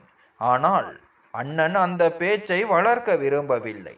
நான் சொல்றதை கேளு இனியா, இதுக்கு மேல இத பத்தி எதுவும் கேட்காத, அவகிட்ட இருந்து கொஞ்சம் தூரமாவே இரு என்று கோபமாக கூறிவிட்டு பேச்சை முடித்து கொண்டான். அவன் ஏன் அப்படி சொன்னான் என்று எனக்கு ஏதும் புரியவில்லை. இருந்தாலும் சரிங்க அண்ணா, நீங்க எப்படி சொல்றீங்களோ அப்படியே கேட்கிறேன் என்று தலையசைத்தேன். அதற்கு மேல் நான் எதுவும் பேசவில்லை. என்றாலும் என் மனதிற்குள் கேள்விகள் குடைய தொடங்கின. பிரியா எப்போதும் நம்மிடம் அன்பாகத்தானே பழகுகிறாள். அவளை பற்றி பேசும்போது மட்டும் அண்ணன் ஏன் இவ்வளவு அசௌகரியமாக உணர்கிறான்? நாட்கள் நகர்ந்தன. நான் பெரும்பாலும் அண்ணனின் படுக்கை அருகே அமைதியாக அமர்ந்து அவனையே பார்த்து கொண்டிருப்பேன். எங்கள் பழைய நாட்களை நினைத்து பார்ப்பேன். சில நேரங்களில் எங்கள் வாழ்க்கை இவ்வளவு சீக்கிரம் இப்படி தலைகீழாக மாறிவிட்டதே என்பதை என்னாலேயே நம்ப முடியாது. ஒரு காலம் இருந்தது. விடியற் காலையில் இருட்டோடு இருட்டாக அண்ணன் வேலைக்கு கிளம்புவான். இரவு நள்ளிரவில் தான் வீடு திரும்புவான். தனக்கென்று அவன் ஒரு நிமிடம் கூட ஒதுக்கியதே இல்லை. எனக்கு எந்த குறையும் வந்துவிடக் கூடாது என்பதற்காக எப்போதும் உழைப்பை பற்றியே சிந்தித்து கொண்டிருப்பான். ஆனால் இன்று அதே அண்ணன் நாள் முழுவதும் படுக்கையிலேயே கிடந்து வெறித்து பார்த்தபடி கூரையையே வெறித்து கொண்டிருக்கிறான். பல நேரங்களில் அவனது முகத்தை பார்க்கும்போது அவன் தனக்குள்ளேயே ஏதோ ஒரு பெரிய போராட்டத்தை நடத்தி கொண்டிருக்கிறான் என்று தோன்றும். ஆனால் என்னிடம் எதையும் காட்டிக்கொள்ள மாட்டான். இந்த திடீர் முடக்கத்தின் வேதனையும், அத்தோடு தன் குடும்பத்தை தாங்கிய தூண் இன்று அடுத்தவர் உதவியை எதிர்பார்த்து வாழ்கிறோமே, என்ற கௌரவ குலைவும் அவனை உள்ளுக்குள் கொன்று கொண்டிருக்க வேண்டும். இதையெல்லாம் பார்க்கும்போது என் நெஞ்சம் உடைந்து போகும். ஆனால் அவன் முன்னால் என் கண்ணீரை காட்டாமல் மனதை இருக்க கட்டி கொள்வேன். கடவுளே, என் அண்ணனை பழையபடி ஆக்கிடுங்க. அவனோட உழைப்பு வீண் போகக்கூடாது. அவனோட வாழ்க்கையில மறுபடியும் சந்தோஷத்தை கொடுங்க என்று தினமும் வேண்டினேன். அண்ணன் முன்பு கண்ட கனவுகள் என் நினைவுக்கு வரும். இனியா, நீ நல்லபடியா படிக்கணும்டா. படிச்சு ஒரு பெரிய ஆளா வரணும். வாழ்க்கையில யார்கிட்டையும் கையேந்தி நிற்கிற நிலைமை உனக்கு வரக்கூடாது என்பான். ஆனால் விதி வேறு மாதிரி விளையாடி விட்டது. அண்ணனின் விபத்திற்கு பிறகு என் படிப்பை நான் முற்றிலும் கைவிடும் நிலை ஏற்பட்டு விட்டது. இப்போது என் முழு நேரமும் அவனுக்கான பணிவிடைகளிலேயே கழிந்தது. காலையில் எழுந்ததும் அவனுக்கான மருந்துகளை தயார்படுத்துவேன். பிறகு அவனுக்கு காலை உணவை ஊட்டிவிட்டு நாள் முழுவதும் அவன் அருகிலேயே இருப்பேன். அவனுக்கு எப்போது என்ன தேவைப்படும் என்று சொல்ல முடியாது. சில நேரங்களில் தண்ணீர் கேட்பான். சில நேரங்களில் படுக்கையில் ஒரு புறமாக சாய்ந்து படுக்க வைக்க சொல்வான். சில சமயம் மின்விசிறியின் வேகத்தை கூட்டவோ குறைக்கவோ சொல்வான். நடு இரவில் அவன் லேசாக முணங்கும் சத்தம் கேட்டால் கூட என் தூக்கம் கலைந்து சட்டென்று அவன் படுக்கை அருகே ஓடி வந்து விடுவேன். அவனுக்கு ஏதேனும் உதவி தேவைப்படும் போது நான் தூங்கிவிட்டால் என்ன செய்வது என்ற பயம்தான் எனக்குள் இருந்தது. இந்த ஓட்டத்தில் என்னை பற்றி யோசிப்பதையே நான் நிறுத்திவிட்டேன். நேரத்திற்கு சாப்பிடுவதில்லை. காலையில் சமைக்கும் உணவு மதியத்திற்கு மேல் போகும். இரவில் எப்போது சாப்பிடுகிறேன் என்று தெரியாது. பல நேரங்களில் பசியே இருக்காது. சாப்பிடவும் மனம் இருக்காது. ஆனாலும் எனக்காக நான் சாப்பிட வேண்டி இருந்தது. ஏனென்றால் நான் சோர்ந்து விழுந்து விட்டால் என் அண்ணனை பார்த்து கொள்ள இந்த உலகத்தில் வேறு யார் இருக்கிறார்கள்? வீட்டின் பொருளாதார நிலைமை மோசமடைந்து ஒரு கட்டத்தில் எங்களிடம் இருந்த சொற்ப பணமும் முற்றிலும் தீர்ந்து போனது. இனி ஒரு நாள் கூட குடும்பத்தை நகர்த்த முடியாது என்ற இக்கட்டான நிலை வந்தபோது வேறு வழியின்றி என் காதில் இருந்த சிறிய தங்கத்தோடுகளை விற்க நேர்ந்தது.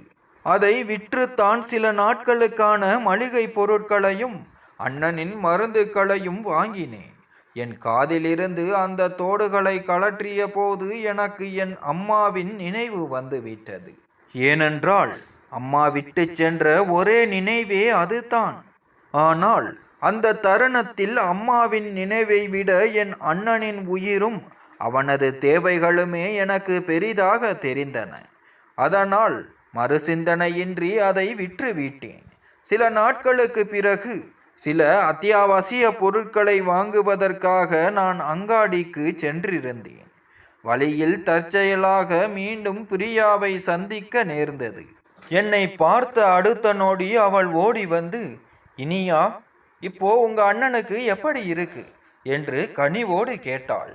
நான் முகத்தில் புன்னகையை வரவழைத்து கொள்ள முயன்றபடி, முன்னைய விட இப்போ பரவாயில்லை பிரியா, ஆனா முழுசா குணமாக இன்னும் ரொம்ப நாள் ஆகும் போல இருக்கு என்றேன். அவள் சற்று தயங்கியபடி, வீட்டு செலவுகளுக்கெல்லாம் என்ன பண்றீங்க இனியா, எப்படி நடக்குது என்று கேட்டாள். நான் என் குரலை தாழ்த்தி, எப்படி போகுதுன்னே தெரியல பிரியா, கடைசியா என்கிட்ட இருந்த சின்ன தங்கத்தோடுகளை வித்துட்டேன். இப்போதைக்கு அந்த பணத்தை வச்சுத்தான் ஓடிட்டு இருக்கு. ஆனா இது தீர்ந்ததுக்கு அப்புறம் என்ன பண்ண போறேனே எனக்கு தெரியல என்று என் உண்மையான தவிப்பை கொட்டினேன். என் வார்த்தைகளை கேட்டதும் பிரியாவின் முகம் வாடியது.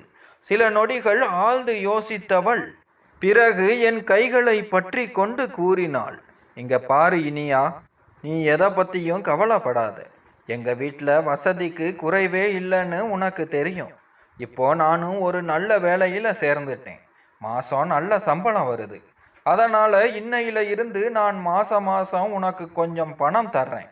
அதை வச்சு நீங்க வீட்டு செலவையும் அண்ணன் மருந்து செலவையும் பார்த்துக்கோங்க, சரியா என்றாள். அவள் சொன்னதை கேட்டு நான் அதிர்ச்சியில் உறைந்து போனேன். அடுத்த கணமே பதற்றத்துடன் கைகளை மறுத்து, ஐயோ இல்ல பிரியா, என்னால கண்டிப்பா அப்படி வாங்க முடியாது. என்று திட்டவட்டமாக மறுத்தேன்.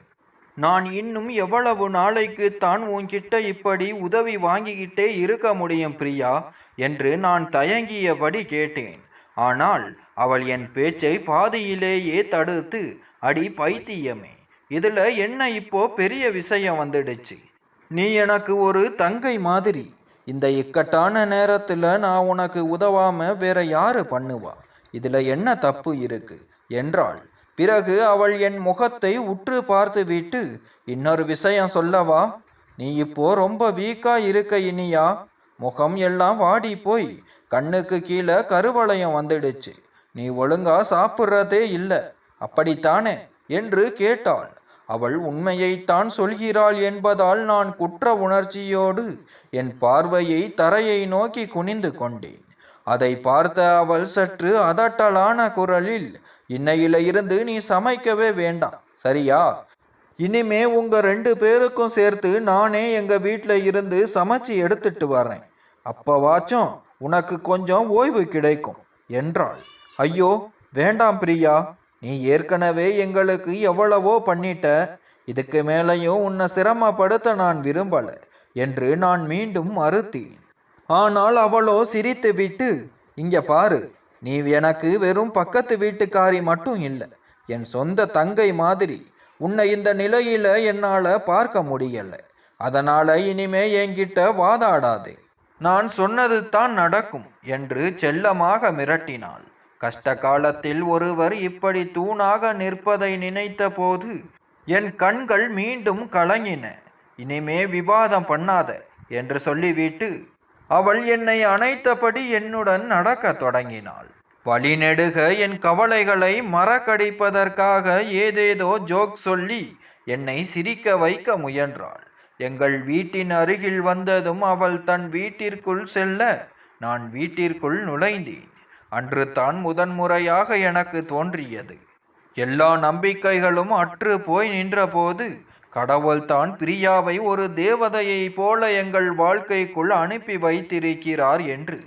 ஆனால் வரப்போகும் நாட்களில் அவளது வருகை எங்கள் வாழ்க்கையில் எவ்வளவு பெரிய தாக்கத்தை ஏற்படுத்த போகிறது என்பது அப்போது எனக்கு தெரிந்திருக்கவில்லை. அந்த நாட்களில் என் வாழ்க்கை வெறும் 2 விஷயங்களுக்குள்ளேயே சுருங்கி போனது. ஒன்று வீட்டு வேலைகள், இன்னொன்று அண்ணனின் பராமரிப்பு. காலையில் கண் விழித்ததும் அண்ணனின் அறைக்கு ஓடி அவனது நிலையை கேட்டு மருந்துகளை கொடுப்பேன். பிறகு சமையலறை, வீட்டை சுத்தம் செய்வது, துணி துவைப்பது என சுழன்று சுழன்று வேலை செய்துவிட்டு மீண்டும் அண்ணனின் படுக்கை அருகே வந்து அமர்ந்து கொள்வேன். பகல் எப்போது தொடங்கி இரவு எப்போது முடிகிறது என்றே எனக்கு தெரியாது. ஆனால் இந்த ஓட்டத்திற்கு நடுவே ஒரு விஷயம் மட்டும் வழக்கமாக மாறி இருந்தது. அது பிரியாவின் தினசரி வருகை. இப்போது அவள் தினமும் இரவு எங்களுக்கு தேவையான உணவை அவளே சமைத்து எடுத்து கொண்டு வந்து விடுவாள். பல நேரங்களில் நான் வேண்டாம் என்று தடுத்தாலும் அவள் கேட்பதே இல்லை. சூழ்நிலை சீராகும் வரை எங்களை அப்படியே விட்டுவிட மாட்டாள் என்பதில் அவள் உறுதியாக இருந்தாள். அவளால் என் மனதில் இருந்த ஒரு பெரிய பாரம் குறைந்திருந்தது. குறைந்தபட்சம் சாப்பாட்டுக்கான கவலையாவது எனக்கு இல்லாமல் போனது. அன்று ஒரு நாள் மாலை நேரம் நானும் பிரியாவும் வரவேற்பறையில் அமர்ந்து பேசி கொண்டிருந்தோம். வழக்கம் போல் அவள் தன் கலகலப்பான பேச்சால் எனக்கு தைரியம் ஊட்டி கொண்டிருந்தாள். எல்லாம் சீக்கிரம் சரியாயிடும் இனியா என்று அடிக்கடி சொன்னாள். இப்போது அவள் திடீரென்று சற்று தயக்கத்துடன், இனியா, இப்போ உங்க அண்ணனோட உடல்நிலை எப்படி இருக்கு? முன்னைய விட ஏதாச்சும் இம்ப்ரூவ்மெண்ட் தெரியுதா என்று கேட்டாள். ஆமா பிரியா, இப்போ முன்னைய விட கொஞ்சம் பரவாயில்லை. இப்படியே தொடர்ந்து ட்ரீட்மெண்ட் கொடுத்தா மெல்ல மெல்ல அவர் பழையபடி குணமடைய வாய்ப்பு இருக்குன்னு டாக்டர் சொல்லி இருக்காங்க என்றேன். இதை கேட்டதும் அவளது முகத்தில் ஒரு பெரிய நிம்மதி தெரிந்தது. பிறகு அவள் மேலும் தயங்கியபடி, நீ தப்பா நினைக்கலனா நான் வேணா போய் அவரை ஒரு முறை பார்த்துட்டு வரவா என்று கேட்டாள். அவள் முகத்தை பார்த்து புன்னகைத்த நான், இதுல தப்பா நினைச்சுக்க என்ன பிரியா இருக்கு? எங்களுக்காக நீ தினமும் எவ்வளவு செய்யற, தாராளமா போய் அண்ணனை பாரு. நீ பேசிட்டு இரு, அதுக்குள்ள நான் நமக்கு டீ போட்டுட்டு வரேன் என்று கூறிவிட்டு சமையலறைக்கு சென்றேன். அவள் லேசாக வெக்க புன்னகையோடு அண்ணனின் அறையை நோக்கி சென்றாள். நான் சமையலறையில் டீ பாத்திரத்தை வைத்தேன். ஆனால் என் மனதிற்குள் ஒரு விசித்திரமான ஆர்வம் எழுந்தது. ஏனென்றால் கடந்த சில நாட்களாகவே அண்ணனின் பெயரை சொன்னாலே பிரியாவின் முகத்தில் ஒரு தனி பிரகாசம் மின்னுவதை நான் கவனித்திருந்தேன். அதுபோல அண்ணனும் அவளை பற்றி பேசும்போது அவனது குரலில் ஒரு மென்மை கலந்திருக்கும். இதுவரை இருவருமே வெளியில் எதையும் சொல்லிக் கொண்டதில்லை என்றாலும் வார்த்தைகளை கடந்து இருவர் மனதிற்குள்ளும் ஏதோ ஒரு ஆழமான உணர்வு இருக்கிறது என்பதை என் பெண்மனம் உணர்ந்திருந்தது. டீ தயாரானதும் அதை ஒரு தட்டில் எடுத்துக்கொண்டு அண்ணனின் அறையை நோக்கி நடந்தேன். நான் அறையின் வாசலுக்கு அருகில் சென்றபோது உள்ளே இருந்து இருவருடைய பேச்சு குரலும் மெலிதாக கேட்டது. கதவு முழுமையாக மூடப்படாமல் லேசாக திறந்திருந்ததால் அவர்கள் பேசியது எனக்கு தெளிவாக கேட்டது. என் அண்ணன் மிகவும் தாழ்ந்த வேதனையான குரலில் பேசி கொண்டிருந்தான். பிரியா, நீ ஏன் திரும்ப திரும்ப எங்க வீட்டுக்கு வர்ற? நான் உன்கிட்ட ஏற்கனவே சொல்லி இருக்கேன்ல, இனியா என் செல்ல தங்கை. அவ இதை ஏதாச்சும் தப்பா புரிஞ்சுக்கிட்டா எனக்கு நல்லா இருக்காது. அவ மனசு கஷ்டப்படுற மாதிரியான எந்த ஒரு விஷயமும் நடக்க கூடாதுன்னு நான் நினைக்கிறேன். அது மட்டும் இல்லாம இப்போ என் நிலைமைய பாரு. நான் முன்ன மாதிரி இல்லை. என்னால என் சொந்த காலில் கூட நிற்க முடியாது. அண்ணனின் வார்த்தைகள் அங்கே தழுதழுத்தன. அவன் தன் இயலாமையை நினைத்து பிரியாவின் முன்னால் உருகி கொண்டிருந்தான். என்னால் இப்போ என் சொந்த காலில் கூட நிற்க முடியாது. அப்படி இருக்கும்போது நீ ஏன் எங்களுக்கு இவ்வளவு உதவி செய்கிற பிரியா என்று அண்ணன் கேட்டான். அவனுடைய குரலில் இருந்த வேதனை அப்பண்டமாக தெரிந்தது. தன்னை ஒரு சுமையாக நினைத்து அவன் உள்ளுக்குள் எந்த அளவுக்கு கூனி குறுகி போயிருக்கிறான் என்று எனக்கு புரிந்தது. அறையில் சில நொடிகள் அமைதி நிலவியது. பிறகு பிரியாவின் குரல் கேட்டது. அது மிகவும் மென்மையாகவும் அதே சமயம் உண்மையான நேசத்தோடும் ஒலித்தது. ஏன்னா நான் உங்களை என் சொந்தக்காரராக நினைக்கிறேன். அதனால தான் உதவி செய்கிறேன். நமக்கு நெருக்கமானவங்க கஷ்டத்தில் இருக்கும்போது அவங்கள அப்படியே தனியாக தவிக்க விட்டுட முடியுமா என்ன? அவள் சொன்ன அந்த வார்த்தையை கேட்டதும் நான் கதவுக்கு வெளியேயே அப்படியே உறைந்து போய் நின்றேன். அவளுடைய வார்த்தைகள் வெறும் பரிதாபத்தால் வந்தவை அல்ல. அதில் அதை தாண்டிய ஒரு ஆழமான உணர்வு இருந்தது. அது அவளது இதயத்தின் ஆழத்திலிருந்து வெளிப்பட்ட உண்மை. அண்ணன் சிறிது நேரம் மௌனமாக இருந்துவிட்டு, ஆனா நான் இப்போ பழையபடி இல்லை பிரியா. என்னால எப்பவாவது குணமாக முடியுமா இல்லையான்னே தெரியல. நான் உனக்கு எந்த விதத்திலையும் தகுதியானவன் இல்லை என்றான். அவன் சொன்னதை கேட்டதும் என் நெஞ்சும் கனத்தது.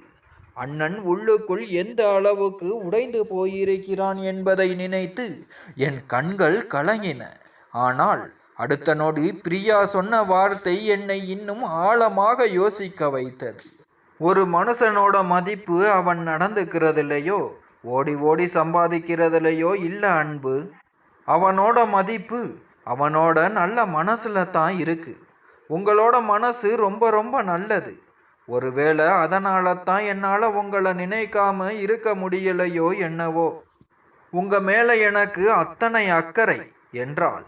அவள் குரலில் உண்மை கலந்த பாசம் இருந்தது. நான் மேலும் அங்கேயே நின்றால் சரியாக இருக்காது என்று நினைத்து ஜாக்கிரதையாக காலடி சத்தம் எழுப்பியபடி அறைக்குள் நுழைந்தேன். நான் வருவதை கண்டதும் இருவரும் சட்டென்று பேச்சை நிறுத்திவிட்டு அமைதியானார்கள். நான் ஏதும் அறியாதவள் போல புன்னகைத்தபடியே இருவர் முன்னேயும் டீ கப்பை வைத்தேன். பிரியா எதையும் காட்டிக்கொள்ளாமல் இயல்பாக மாற முயன்று டீ கப்பை கையில் எடுத்தாள். அண்ணனும் அமைதியாக அமர்ந்திருந்தான். ஆனால் அவனது முகத்தில் ஒருவித தயக்கமும் கூச்சமும் அப்பண்டமாக தெரிந்தன. அதன் பிறகு நாங்கள் மூவரும் பொதுவாக சில விஷயங்களை பேசிக் கொண்டிருந்தோம். டீ குடித்து முடித்ததும் பிரியா கிளம்ப தயாரானாள். போகும்போது வழக்கம் போல ஏதாச்சும் வேணும்னா தயங்காம எனக்கு ஃபோன் பண்ணு இனியா என்று சொல்லிவிட்டு சென்றாள். அவள் சென்ற பிறகும் நான் நீண்ட நேரம் அதை பற்றியே சிந்தித்து கொண்டிருந்தேன். இப்போதான் எனக்கு பல விஷயங்கள் புரிய தொடங்கின. பிரியா வெறும் பக்கத்து வீட்டுக்காரி என்ற முறையிலோ அல்லது எனக்கு உதவ வேண்டும் என்ற காரணத்திற்காக மட்டுமோ இங்கு வரவில்லை. அவளது இதயத்தில் என் அண்ணனுக்காக ஒரு தனி இடம் உருவாகி இருக்கிறது. அதுபோல என் அண்ணனுக்கும் அவளை பிடிக்கும் என்பது எனக்கு தெரியும். ஆனால் தன் தற்போதைய உடல்நிலையை காரணம் காட்டி அவன் அந்த பாசத்தை ஏற்கும் தைரியமில்லாமல் மறுக்கிறான். அன்று இரவு நான் தூங்கச் சென்றபோது பல நாட்களுக்கு பிறகு என் முகத்தில் ஒரு மெல்லிய புன்னகை அரும்பியது. இத்தனை துயரங்களுக்கு நடுவிலும் எங்கள் வாழ்க்கையில் மகிழ்ச்சிக்கான ஒரு புதிய கதிர் பிறக்கப் போகிறது என்ற நம்பிக்கை எனக்குள் துளிர்த்தது. கடவுள் இன்னும் எங்களை கைவிடவில்லை என்று என் மனம் ஆறுதல் அடைந்தது. அன்று பகல் முழுவதும் உழைத்த உழைப்பும் அண்ணனை கவனித்து கொண்ட சோர்வும் என் உடம்பை வாட்டியதால் படுக்கையில் சாய்ந்த அடுத்த நொடியே நான் அயர்ந்து தூங்கிவிட்டேன். ஆனால் எவ்வளவு நேரம் தூங்கினேன் என்று தெரியவில்லை. நள்ளிரவில் யாரோ என்னை அழைக்கும் சத்தம் கேட்டு சட்டென்று விழித்து கொண்டேன். இனியா, இனியா. அண்ணனின் குரல் கேட்ட அடுத்த கணமே படுக்கையில் இருந்து பதறியபடி எழுந்து அமர்ந்தேன். இப்போது அது எனக்கு பழகி போய் இருந்தது. நள்ளிரவில் அண்ணனின் சிறிய முனகல் சத்தம் கேட்டால் கூட என் தூக்கம் கலைந்துவிடும். வேகமாக அவனது அறைக்கு ஓடிச் சென்று அவன் படுக்கை அருகே அமர்ந்தேன். சொல்லுங்க அண்ணா, என்னாச்சு? ஏதாச்சும் வேணுமா என்று பதற்றமாக கேட்டேன். அவன் மெதுவாக என்னை நிமிர்ந்து பார்த்து, கொஞ்சம் கொஞ்சம் தண்ணி கொடேண்டா என்றான். அவனுக்கு பேசுவதில் இன்னும் கொஞ்சம் சிரமம் இருந்தது. இருந்தாலும் விபத்து நடந்த ஆரம்ப நாட்களை விட இப்போது அவனது குரல் சற்று தெளிவாகவே வெளிவந்தது. நான் மெதுவாக அவனுக்கு பின்னால் கை கொடுத்து அவனை தூக்கி மார்போடு அணைத்து உட்கார வைத்தேன். பிறகு டம்ளரில் தண்ணீர் எடுத்து அவனது இதழ்களில் வைத்து மெல்ல பருக வைத்தேன். தண்ணீர் குடித்து முடித்ததும் அவனை மிகவும் எச்சரிக்கையாக மீண்டும் படுக்கையில் படுக்க வைத்தேன். நான் என் அறைக்கு திரும்பிய போது அண்ணன் சட்டென்று என் கையை பற்றி கொண்டான். நான் திரும்பி அவனை பார்த்தேன். அவனது கண்கள் குளமாகி இருந்தன. அவன் தழுதழுத்த குரலில், இனியா, என்ன மன்னிச்சிடுடா என் செல்ல தங்கமே. என்னால உன் வாழ்க்கையே இப்படி முடங்கி போயிடுச்சு. உனக்கு இப்போ இவ்வளவு பெரிய கஷ்டத்தை கொடுத்துட்டேன். உனக்கு ஏதாச்சும் ஒரு உதவி செய்ய கூட முடியாத நிலையில இந்த அண்ணன் கிடக்கிறேன். உன்னை மேல் படிப்பு படிக்க வைக்கணும்னு ஆசைப்பட்டேன். ஆனா எனக்காக நீ உன்னோட படிப்பையே பாதியில நிறுத்திட்ட என்று சொல்லி அழத் தொடங்கினான். அவனுடைய வார்த்தைகள் என் நெஞ்சை கிழித்தன. அழுகை முட்டி கொண்டு வந்தது. ஆனாலும் அவன் முன்னால் அழக்கூடாது என்று என் உதடுகளை கடித்து கொண்டு கண்ணீரை கட்டுப்படுத்தினேன். அண்ணா, ஏன் இப்போ இப்படியெல்லாம் பேசிட்டு இருக்கீங்க? நீங்க எதை பத்தியும் கவலைப்படாதீங்க அண்ணா. நீங்க ரொம்ப சீக்கிரமே குணமாகிடுவீங்க. பாருங்க, முன்பைய விட இப்போ உங்க உடம்பு எவ்வளவோ தேறி இருக்கு. இப்போ உங்க கைகளும் கால்களும் கூட லேசா அசையுது. நீங்களே உணர்றீங்க தானே? டாக்டரே சொல்லி இருக்கார் அண்ணா. இப்போ உங்க உடம்புல நல்ல முன்னேற்றம் தெரியுதுன்னு. நீங்க செய்ய வேண்டியதெல்லாம் ஒன்று தான். மனசை தளர விடாம தைரியமா இருக்கணும். மற்ற எல்லாத்தையும் அந்த கடவுள் மேல பாரத்தை போட்டுட்டு நிம்மதியா இருங்க என்றேன். நான் முகத்தில் புன்னகையை வரவழைக்க கடுமையாக போராடினேன். ஆனாலும் என் கண்களை மீறி விழிநீர் என் கன்னங்களை நனைத்தது. அண்ணன் நான் சொன்னதை அமைதியாக கேட்டுக்கொண்டே இருந்தான். பிறகு அவனது கண்களிலிருந்தும் கண்ணீர் தாரை தாரையாக கொட்டத் தொடங்கியது. சட்டென்று தன் முகத்தை அடுத்த புறமாக திருப்பிக் கொண்டான். தான் அழுவதை நான் பார்த்துவிடக் கூடாது என்ற அவனது தவிப்பு எனக்கு புரிந்தது. அவனது நெஞ்சுக்குள் இருக்கும் வேதனையின் ஆழத்தை என்னால் உணர முடிந்தது. தன் வாழ்நாள் முழுவதும் தன் சொந்த காலில் கம்பீரமாக நின்ற ஒரு உழைப்பாளிக்கு இந்த முடங்கிய நிலையை ஏற்றுக்கொள்வது எத்தனை நரக வேதனை! நான் அவனது கையை என் இரு கைகளிலும் இறுக்கி பிடித்து கொண்டேன்.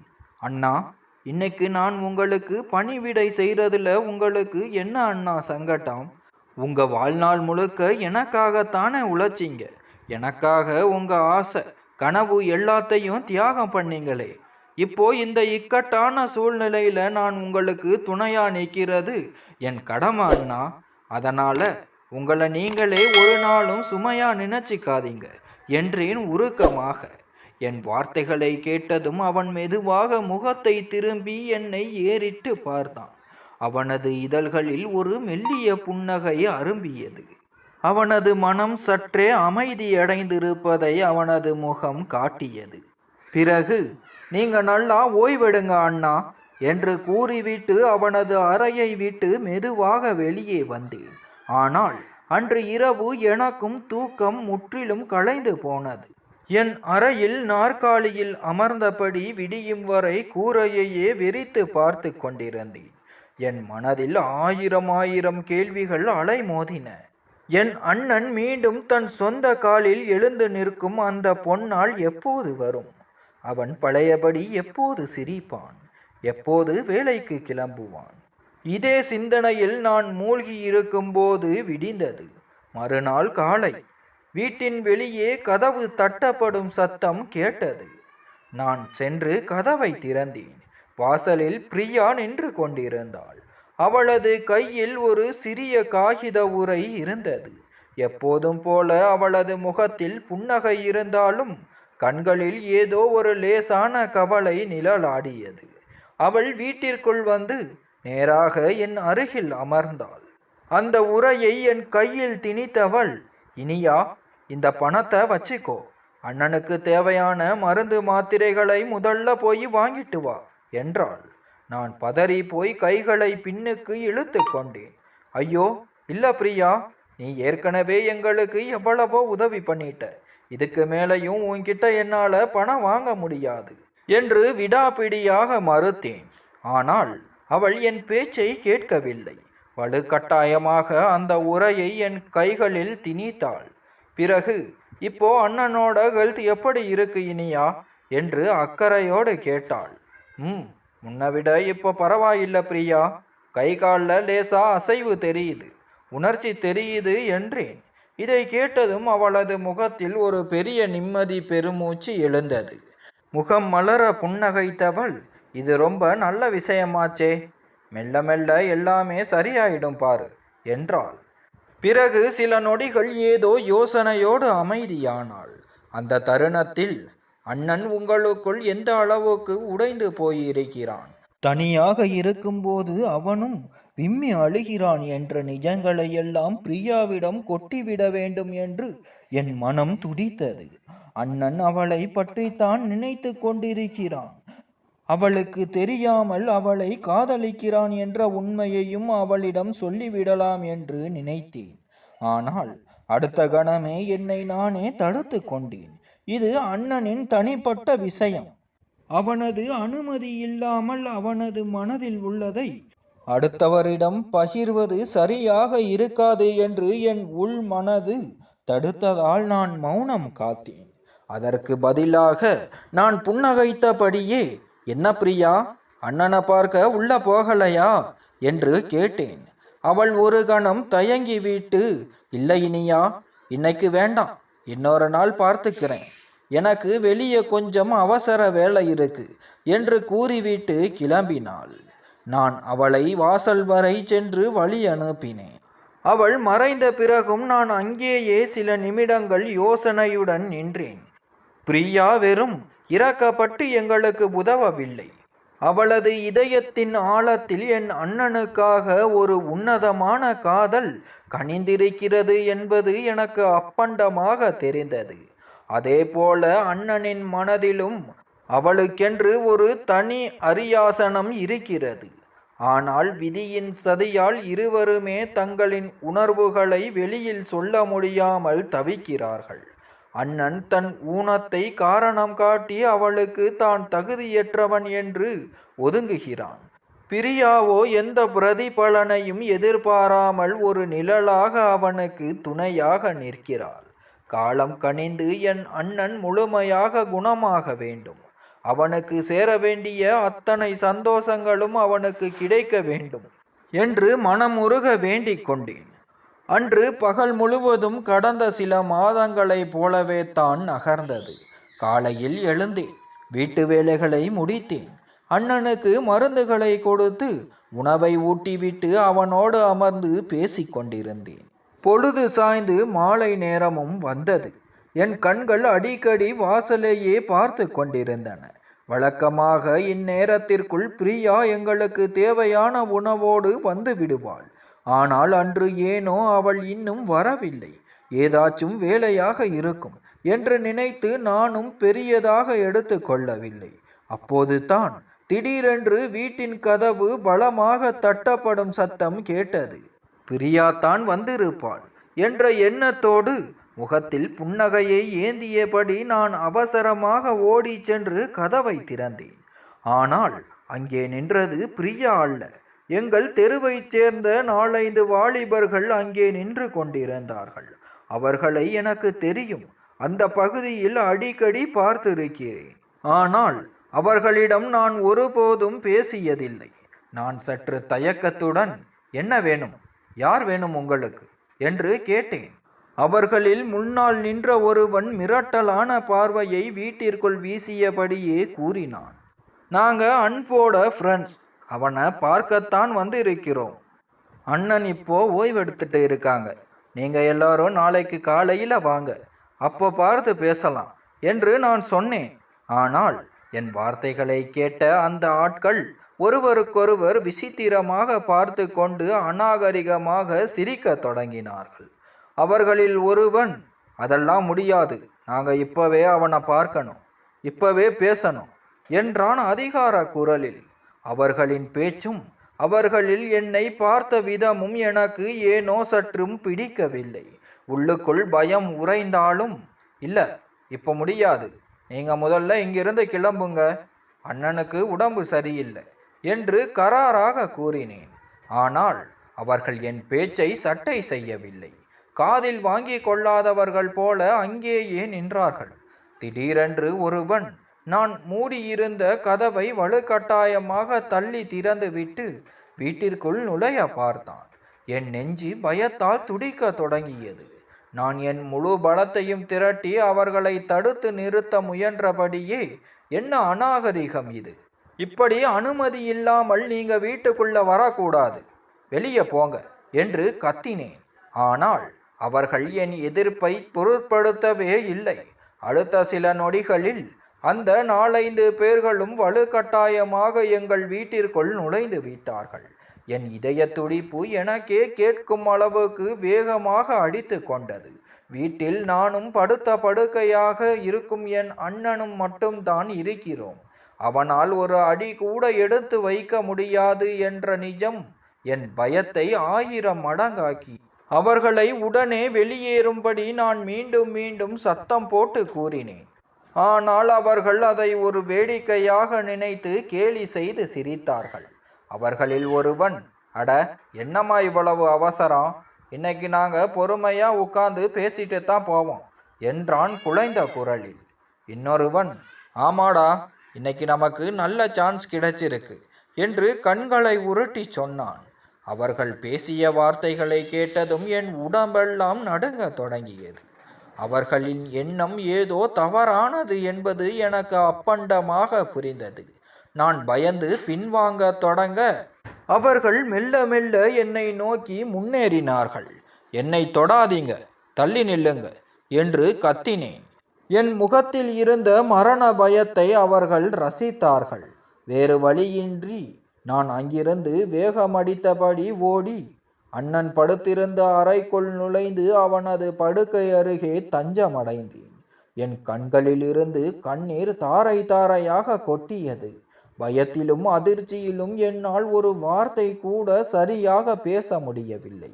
எனக்கு பின்னாடியே அந்த ஆட்களும் அண்ணனின் அறைக்குள் அடி எடுத்து வைத்தார்கள்.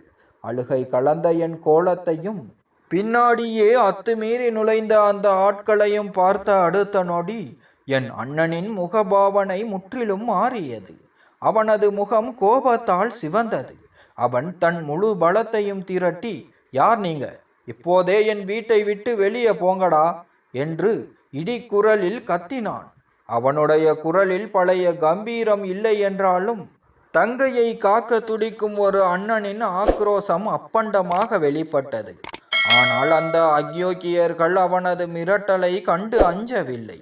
ஏய், நீ படுத்த படுக்கையா கிடந்துட்டு எங்களை என்னடா திட்டுவ? அடுத்தவன் தயவுல உயிர் வாழ்ற நீ எங்களை மிரட்டுறியா என்று ஒருவன் ஏளனமாக பேசினான். இன்னொருவன், முதல்ல உன்னோட நிலைமைய என்னன்னு பாருடா, அப்புறம் எங்களை தடுக்கலாம் என்று அண்ணனை பார்த்து அசிங்கமாக சிரித்தான். அவர்கள் பேச பேச என் இதயம் நொறுங்கியது. ஆனால் என் அண்ணனின் முகத்தில் கோபம் எல்லை மீறி கொண்டிருந்தது. அவனது கண்களில் நான் அதுவரை பார்த்திராத ஒரு பயங்கரமான கோபத்தை கண்டேன். அவனுக்குள் ஏதோ ஒரு எரிமலை வெடிப்பது போல இருந்தது. அவன் படுக்கையிலிருந்து எழுந்திருக்க கடுமையாக முயன்றான். ஆனால் அவனது உடல் அதற்கு ஒத்துழைக்க மறுத்து முடங்கியது. நான் அழுது கொண்டே அவனது கையை பிடித்து, அண்ணா, வேண்டாம் அண்ணா, நீங்க எழுந்திருக்காதீங்க, அவங்கிட்ட பேசாதீங்க அண்ணா என்று கெஞ்சினேன். ஆனால் அந்த தருணத்தில் என் அண்ணனுக்கு தன் உடலில் நரக வேதனையை விட தன் கண் முன்னால் நிற்கும் தன் தங்கையின் மானமும் கௌரவமுமே பெரிதாக தெரிந்தன. அந்த ஆட்களின் பேச்சுக்கள் வர வர அநாகரிகத்தின் உச்சத்திற்கு சென்றன. அண்ணனின் கோபமும் உச்சகட்டத்தை எட்டியது.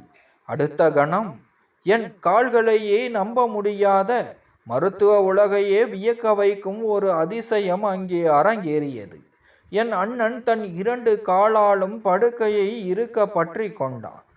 தன் உடலில் இருந்த ஒட்டுமொத்த ஆன்மாவின் சக்தியையும் திரட்டி படுக்கையிலிருந்து எழ முயன்றான். கோபத்தாலும் வலியாலும் அவனது கழுத்து நரம்புகள் புடைத்து தெரிந்தன. முகம் அத்தோடு இரத்த நிறமாக மாறியது. ஆனால் அவன் தன் முயற்சியை கைவிடவில்லை. அடுத்த சில வினாடிகளில் அவன் அந்த படுக்கையின் விளிம்பில் வந்து உட்கார்ந்தான். பிறகு மெதுவாக மெதுவாக தன் கால்களை தரையில் ஊன்றினான். நான் மூச்சை அடக்கி கொண்டு இமைகளை கொட்டாமல் அவனையே பார்த்து கொண்டிருந்தேன். மறுநொடி லேசாக தள்ளாடினாலும் என் அண்ணன் அன்பு தன் சொந்த கால்களில் எழுந்து நேராக நிமிர்ந்து நின்றான். அதிர்ச்சியில் என் கண்கள் அகல விரிந்தன. எனக்கு பேச்சே வரவில்லை. கடந்த பல மாதங்களாக ஒரு பக்கமாக சாய்ந்து படுக்க கூட அடுத்தவர் உதவியை எதிர்பார்த்து கிடந்த என் அண்ணன் இன்று கம்பீரமாக தன் கால்களில் நிற்கிறான். தன் தங்கை ஆபத்தில் இருக்கிறாள் என்ற ஒரே காரணத்திற்காக பாசத்தின் பேராற்றலால் அவனது முடங்கி போன அவனது கால்கள் எழுந்து நின்றது. அண்ணன் அப்படி எழுந்து நின்றதை கண்டதும் அந்த வக்கிர புன்னகையோடு நின்ற ஆட்களின் முகத்தில் இருந்த சிரிப்பு சட்டென்று மறைந்தது. அவர்களின் முகங்கள் வெளுத்து போயின. அண்ணன் தன் ஒட்டுமொத்த பலத்தையும் குரலில் ஏற்றி, இப்போதே என் வீட்டை விட்டு வெளியே போங்கடா என்று கத்தினான். அவனது கண்களில் தெரிந்த அந்த கோபத்தை கண்டதும் அந்த ஆட்கள் நிஜமாகவே பயந்து நடுங்கி போனார்கள்.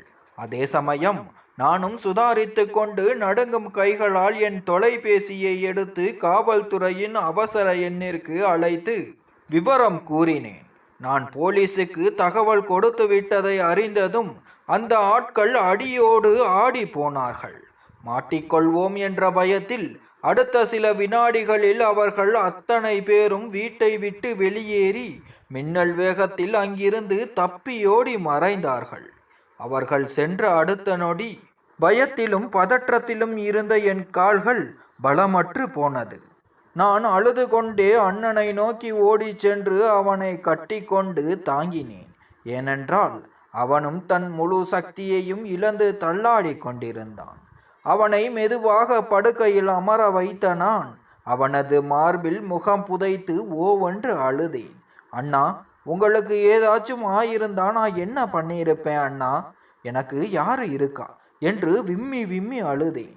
அண்ணன் என் தலையை மென்மையாக கோதி என்னை அமைதிப்படுத்த முயன்றான். சரியாக அந்த தருணத்தில் வீட்டின் வெளிக்கதவு மீண்டும் தட்டப்படும் சத்தம் கேட்டது. இந்த முறை வந்தது அந்த ஆட்கள் அல்ல. கையில் உணவு பையோடு நிஜமாகவே பிரியா வந்திருந்தாள். வாசலில் நின்று கொண்டிருந்த பிரியா நான் அழுது கொண்டிருப்பதையும் அண்ணன் அன்பு தன் சொந்த கால்களில் எழுந்து நிற்பதையும் கண்டு அப்படியே அதிர்ச்சியில் உறைந்து போனாள். பதற்றத்துடன் கையில் இருந்த உணவை கீழே வைத்துவிட்டு ஓடி வந்து எங்களை கட்டி கொண்டாள். நடந்த அத்தனை அநாகரிகங்களையும் அந்த ஆட்கள் கொடுத்த மிரட்டல்களையும் நான் அழுது கொண்டே அவளிடம் விவரித்தேன். அதை கேட்க கேட்க அவளது முகத்திலும் பயம் அப்பிக்கொண்டது. ஆனால் அதே சமயம் அவளது கண்களில் ஒரு பேரானந்தமும் நிம்மதியும் பெருக்கெடுத்தன. ஏனென்றால் கடந்த பல மாதங்களாக படுக்கையில் முடங்கி கிடந்த என் அண்ணன் இன்று தன் கால்களில் நிமிர்ந்து நிற்கிறான். தங்கைக்கு வந்த ஆபத்தும் அவனுக்குள் எழுந்த கோபமும் தான் அவனது உடம்பிற்குள் பல மாதங்களாக தூங்கி கிடந்த அந்த அசாத்திய துணிச்சலையும் சக்தியையும் மீண்டும் பாய்ச்சி இருந்தன. அன்று இரவு எங்கள் வீட்டின் சூழல் முற்றிலும் மாறி இருந்தது. நெஞ்சுக்குள் ஒரு புறம் பயம் இருந்தாலும் மறுபுறம் ஒரு புதிய விடியலுக்கான அசைக்க முடியாத நம்பிக்கை பிறந்திருந்தது. அன்று தான் முதன்முறையாக எங்கள் பிரார்த்தனைகளை கடவுள் செவிமடுத்து கேட்டுவிட்டார் என்பதை நாங்கள் உணர்ந்தோம். என் அண்ணனின் வாழ்க்கை மீண்டும் மலரப் போவதற்கான முதல் புள்ளி அதுதான். அதன் பிறகு எங்கள் வாழ்க்கை பழையபடி இருக்கவில்லை. மெல்ல மெல்ல எங்கள் வீட்டிற்குள் மகிழ்ச்சி குடியேறத் தொடங்கியது. எல்லாவற்றையும் விட பெரிய விஷயம், அண்ணன் பழையபடி நடக்கத் தொடங்கினான். அன்று அந்த ரவுடி கும்பலுக்கு முன்னால் நின்று அவன் என்னை அரவணைத்து காப்பாற்றிய அந்த நொடியிலிருந்து அவனுக்குள் வாழ்வதற்கான ஒரு புதிய உத்வேகமும் உழைப்பதற்கான நம்பிக்கையும் பிறந்து விட்டன. அன்று அந்த சம்பவத்திற்கு பிறகு நான் அண்ணனை மெதுவாக அணைத்து சென்று படுக்கையில் கிடத்தினேன். அவனுக்கு தண்ணீரும் மருந்துகளும் கொடுத்துவிட்டு திரும்பிய போது பிரியா என் அருகில் வந்தாள். அவளது முகத்தில் இன்னும் அந்த பதற்றமும் அண்ணன் எழுந்து நின்ற சந்தோஷமும் கலந்தே இருந்தன. அவள் என்னை இறுக்கமாக கட்டி அணைத்து கொண்டு, இனியா, இனிமே எல்லாம் சரியாயிடும் பாரு. அன்பு அண்ணன் ரொம்ப சீக்கிரமே பழையபடி குணமாகிடுவார். உன்னோட கஷ்டங்கள் எல்லாம் இதோட முடிய போகுது என்று கண்களில் உண்மை கலந்த மகிழ்ச்சியோடு கூறினாள். நான் அவளை பார்த்து புன்னகைத்தேன். அவளை வம்பு இழுக்க நினைத்து விளையாட்டுத்தனமாக, அண்ணன் குணமாகட்டும் பிரியா, அப்புறம் உங்க 2 பேருக்கும் ரொம்ப விமர்சனையா ஊரே மெச்சும்படி கல்யாணம் பண்ணி வைக்கிறேன் என்றேன். நான் சொன்னதை கேட்டதும் அவள் சட்டென்று பேச்சை நிறுத்திவிட்டு ஆச்சரியத்துடன் என் முகத்தையே பார்த்தாள். இனியா, என்ன விளையாடுறியா? என்ன பேசுற நீ என்றாள் படபடப்புடன். நான் சிரித்து கொண்டே, எனக்கு எல்லாமே தெரியும் பிரியா. நீ என் அண்ணனை காதலிக்கிறன்னு எனக்கு நல்லாவே புரியும். நீ இவ்வளவு நாளா எங்களுக்காக இத்தனை கஷ்டப்பட்டதும் ஓடி ஓடி உதவி செஞ்சதும் வெறும் பரிதாபத்துல இல்ல, அவரோட மேல உனக்கு இருக்கிற உண்மையான அக்கறையினால தான் என்றேன். என் பேச்சை கேட்டதும் பிரியா வெட்கத்தால் தலை குனிந்து தரையை பார்க்க தொடங்கினாள். அப்போது படுக்கையில் இருந்த அண்ணன் குறுக்கிட்டு, இனியா, அப்படியெல்லாம் ஒன்றும் இல்லடா, சும்மா இரு என்றான். ஆனால் அவனது கண்களில் இருந்த அந்த காதலை நான் அப்போதே கண்டு கொண்டேன். அண்ணா, என்கிட்ட இன்னும் எதையும் மறைக்க பார்க்காதீங்க. நான் ஒன்றும் சின்ன குழந்தை இல்லை. எனக்கு எல்லாமே புரியும். உங்களை இந்த அளவுக்கு உருகி உருகி காதலிக்க ஒரு ஜீவன் இருக்கிறத நினைச்சா எனக்கு ரொம்ப வருத்தம் இல்லை, ரொம்ப ரொம்ப சந்தோஷமா இருக்கு அண்ணா. என் பேச்சை கேட்டு அண்ணனும் பிரியாவும் ஒருவரை ஒருவர் பார்த்து கொண்டனர். இருவர் முகத்திலும் ஒரு மெல்லிய அழகான வெட்க புன்னகை அரும்பியது. அன்று எங்கள் இல்லத்தில் ஒரு புதிய சகாப்தம் பிறந்தது. நாட்கள் உருண்டோடின. அண்ணனின் உடல்நிலை அசூர வேகத்தில் முன்னேறியது. முதலில் ஒரு ஊன்றுகோலின் உதவியோடு நடந்தவன் சில வாரங்களிலேயே எந்த ஒரு ஆதரவும் இன்றி தன் சொந்த கால்களால் கம்பீரமாக நடக்கத் தொடங்கினான். அவனது இந்த அசாத்திய முன்னேற்றத்தை கண்டு மருத்துவர்களே வியந்து போனார்கள். மருந்து மாத்திரைகள் தொடர்ந்து கொண்டிருந்தாலும் அண்ணன் பழையபடி சோர்வடையவில்லை. வீட்டில் சும்மா முடங்கி கிடக்க விரும்பாத அண்ணன் தனக்கு தெரிந்தவர்களின் உதவியோடு ஒரு சிறிய மளிகை கடையை தொடங்கி அதை தானே கவனித்து கொள்ள ஆரம்பித்தான். மறுபுறம் நான் என் கல்லூரி படிப்பை மீண்டும் சுறுசுறுப்புடன் தொடங்கினேன். இது வெறும் என் படிப்பு மட்டுமல்ல, என் அண்ணனின் வாழ்நாள் கனவு என்பதால் நான் இரவு பகல் பாராமல் முழு மூச்சோடு படிக்க தொடங்கினேன். பிரியா இப்போது எங்கள் வீட்டிற்குள் நுழையும் போது ஒரு பக்கத்து வீட்டுக்காரியாக வரவில்லை, எங்கள் குடும்பத்தின் ஒரு அங்கமாகவே மாறிவிட்டாள். வீட்டு வேலைகளில் எனக்கு துணையாக இருப்பாள், அண்ணனை பத்திரமாக பார்த்து கொள்வாள், என் படிப்பை பற்றி அக்கறையோடு விசாரிப்பாள்.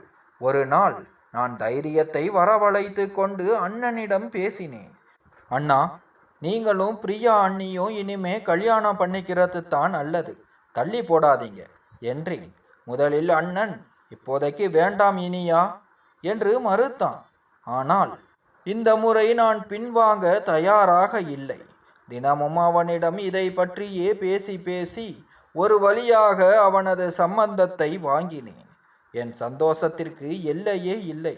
அடுத்த ஒரு மாதத்தில் அக்கம் பக்கத்தினர் மற்றும் உறவினர்கள் சூழ எங்கள் தெருவே திருவிழா கோலம் போல என் அண்ணன் அன்பிற்கும் பிரியாவிற்கும் மிக விமர்சனமாக திருமணம் நடந்து முடிந்தது. அன்று பிரியா பட்டு உடுத்தி மணப்பெண்ணாக எங்கள் வீட்டிற்குள் வலது கால் எடுத்து வைத்த போது எனக்கு ஒரு அண்ணி கிடைத்ததாக தோன்றவில்லை. அம்மாவுக்கு பிறகு எனக்கு வழிகாட்ட ஒரு மூத்த சகோதரி கிடைத்ததாகவே உணர்ந்தேன். திருமணத்திற்கு பிறகு எங்கள் சின்னஞ்சிறு வீடு பேரானந்தத்தால் நிறைந்தது. அண்ணன் கடையை பார்த்து கொண்டான், நான் கல்லூரிக்கு சென்றேன். அண்ணி வீட்டின் ஒட்டுமொத்த பொறுப்புகளையும் தன் தோள்களில் சுமந்து கொண்டாள். அவள் என்னை ஒரு நாளும் வீட்டு வேலைகள் செய்ய அனுமதித்ததே இல்லை. வறுமையும் சோகமும் விபத்தின் கொடூரமும் எங்களை சூழ்ந்து வாழ்க்கையே முடிந்து விட்டது என்று நான் கதறி அழுத அந்த 2 நாட்களை இன்று நினைத்து பார்க்கும்போது எனக்கே ஆச்சரியமாக இருக்கிறது. இன்று அதே வீடு இத்தனை மகிழ்ச்சியால் நிறைந்திருக்கிறது. அப்போது தான் எனக்கு ஒன்று புரிந்தது. ஒரு மனிதன் தன் வாழ்வில் எவ்வளவு பெரிய துன்பங்கள் வந்தாலும், விதியின் சதியால் வீழ்ந்தாலும், தன் மன வலிமையையும் துணிச்சலையும் மட்டும் கைவிடக்கூடாது. நன்றி.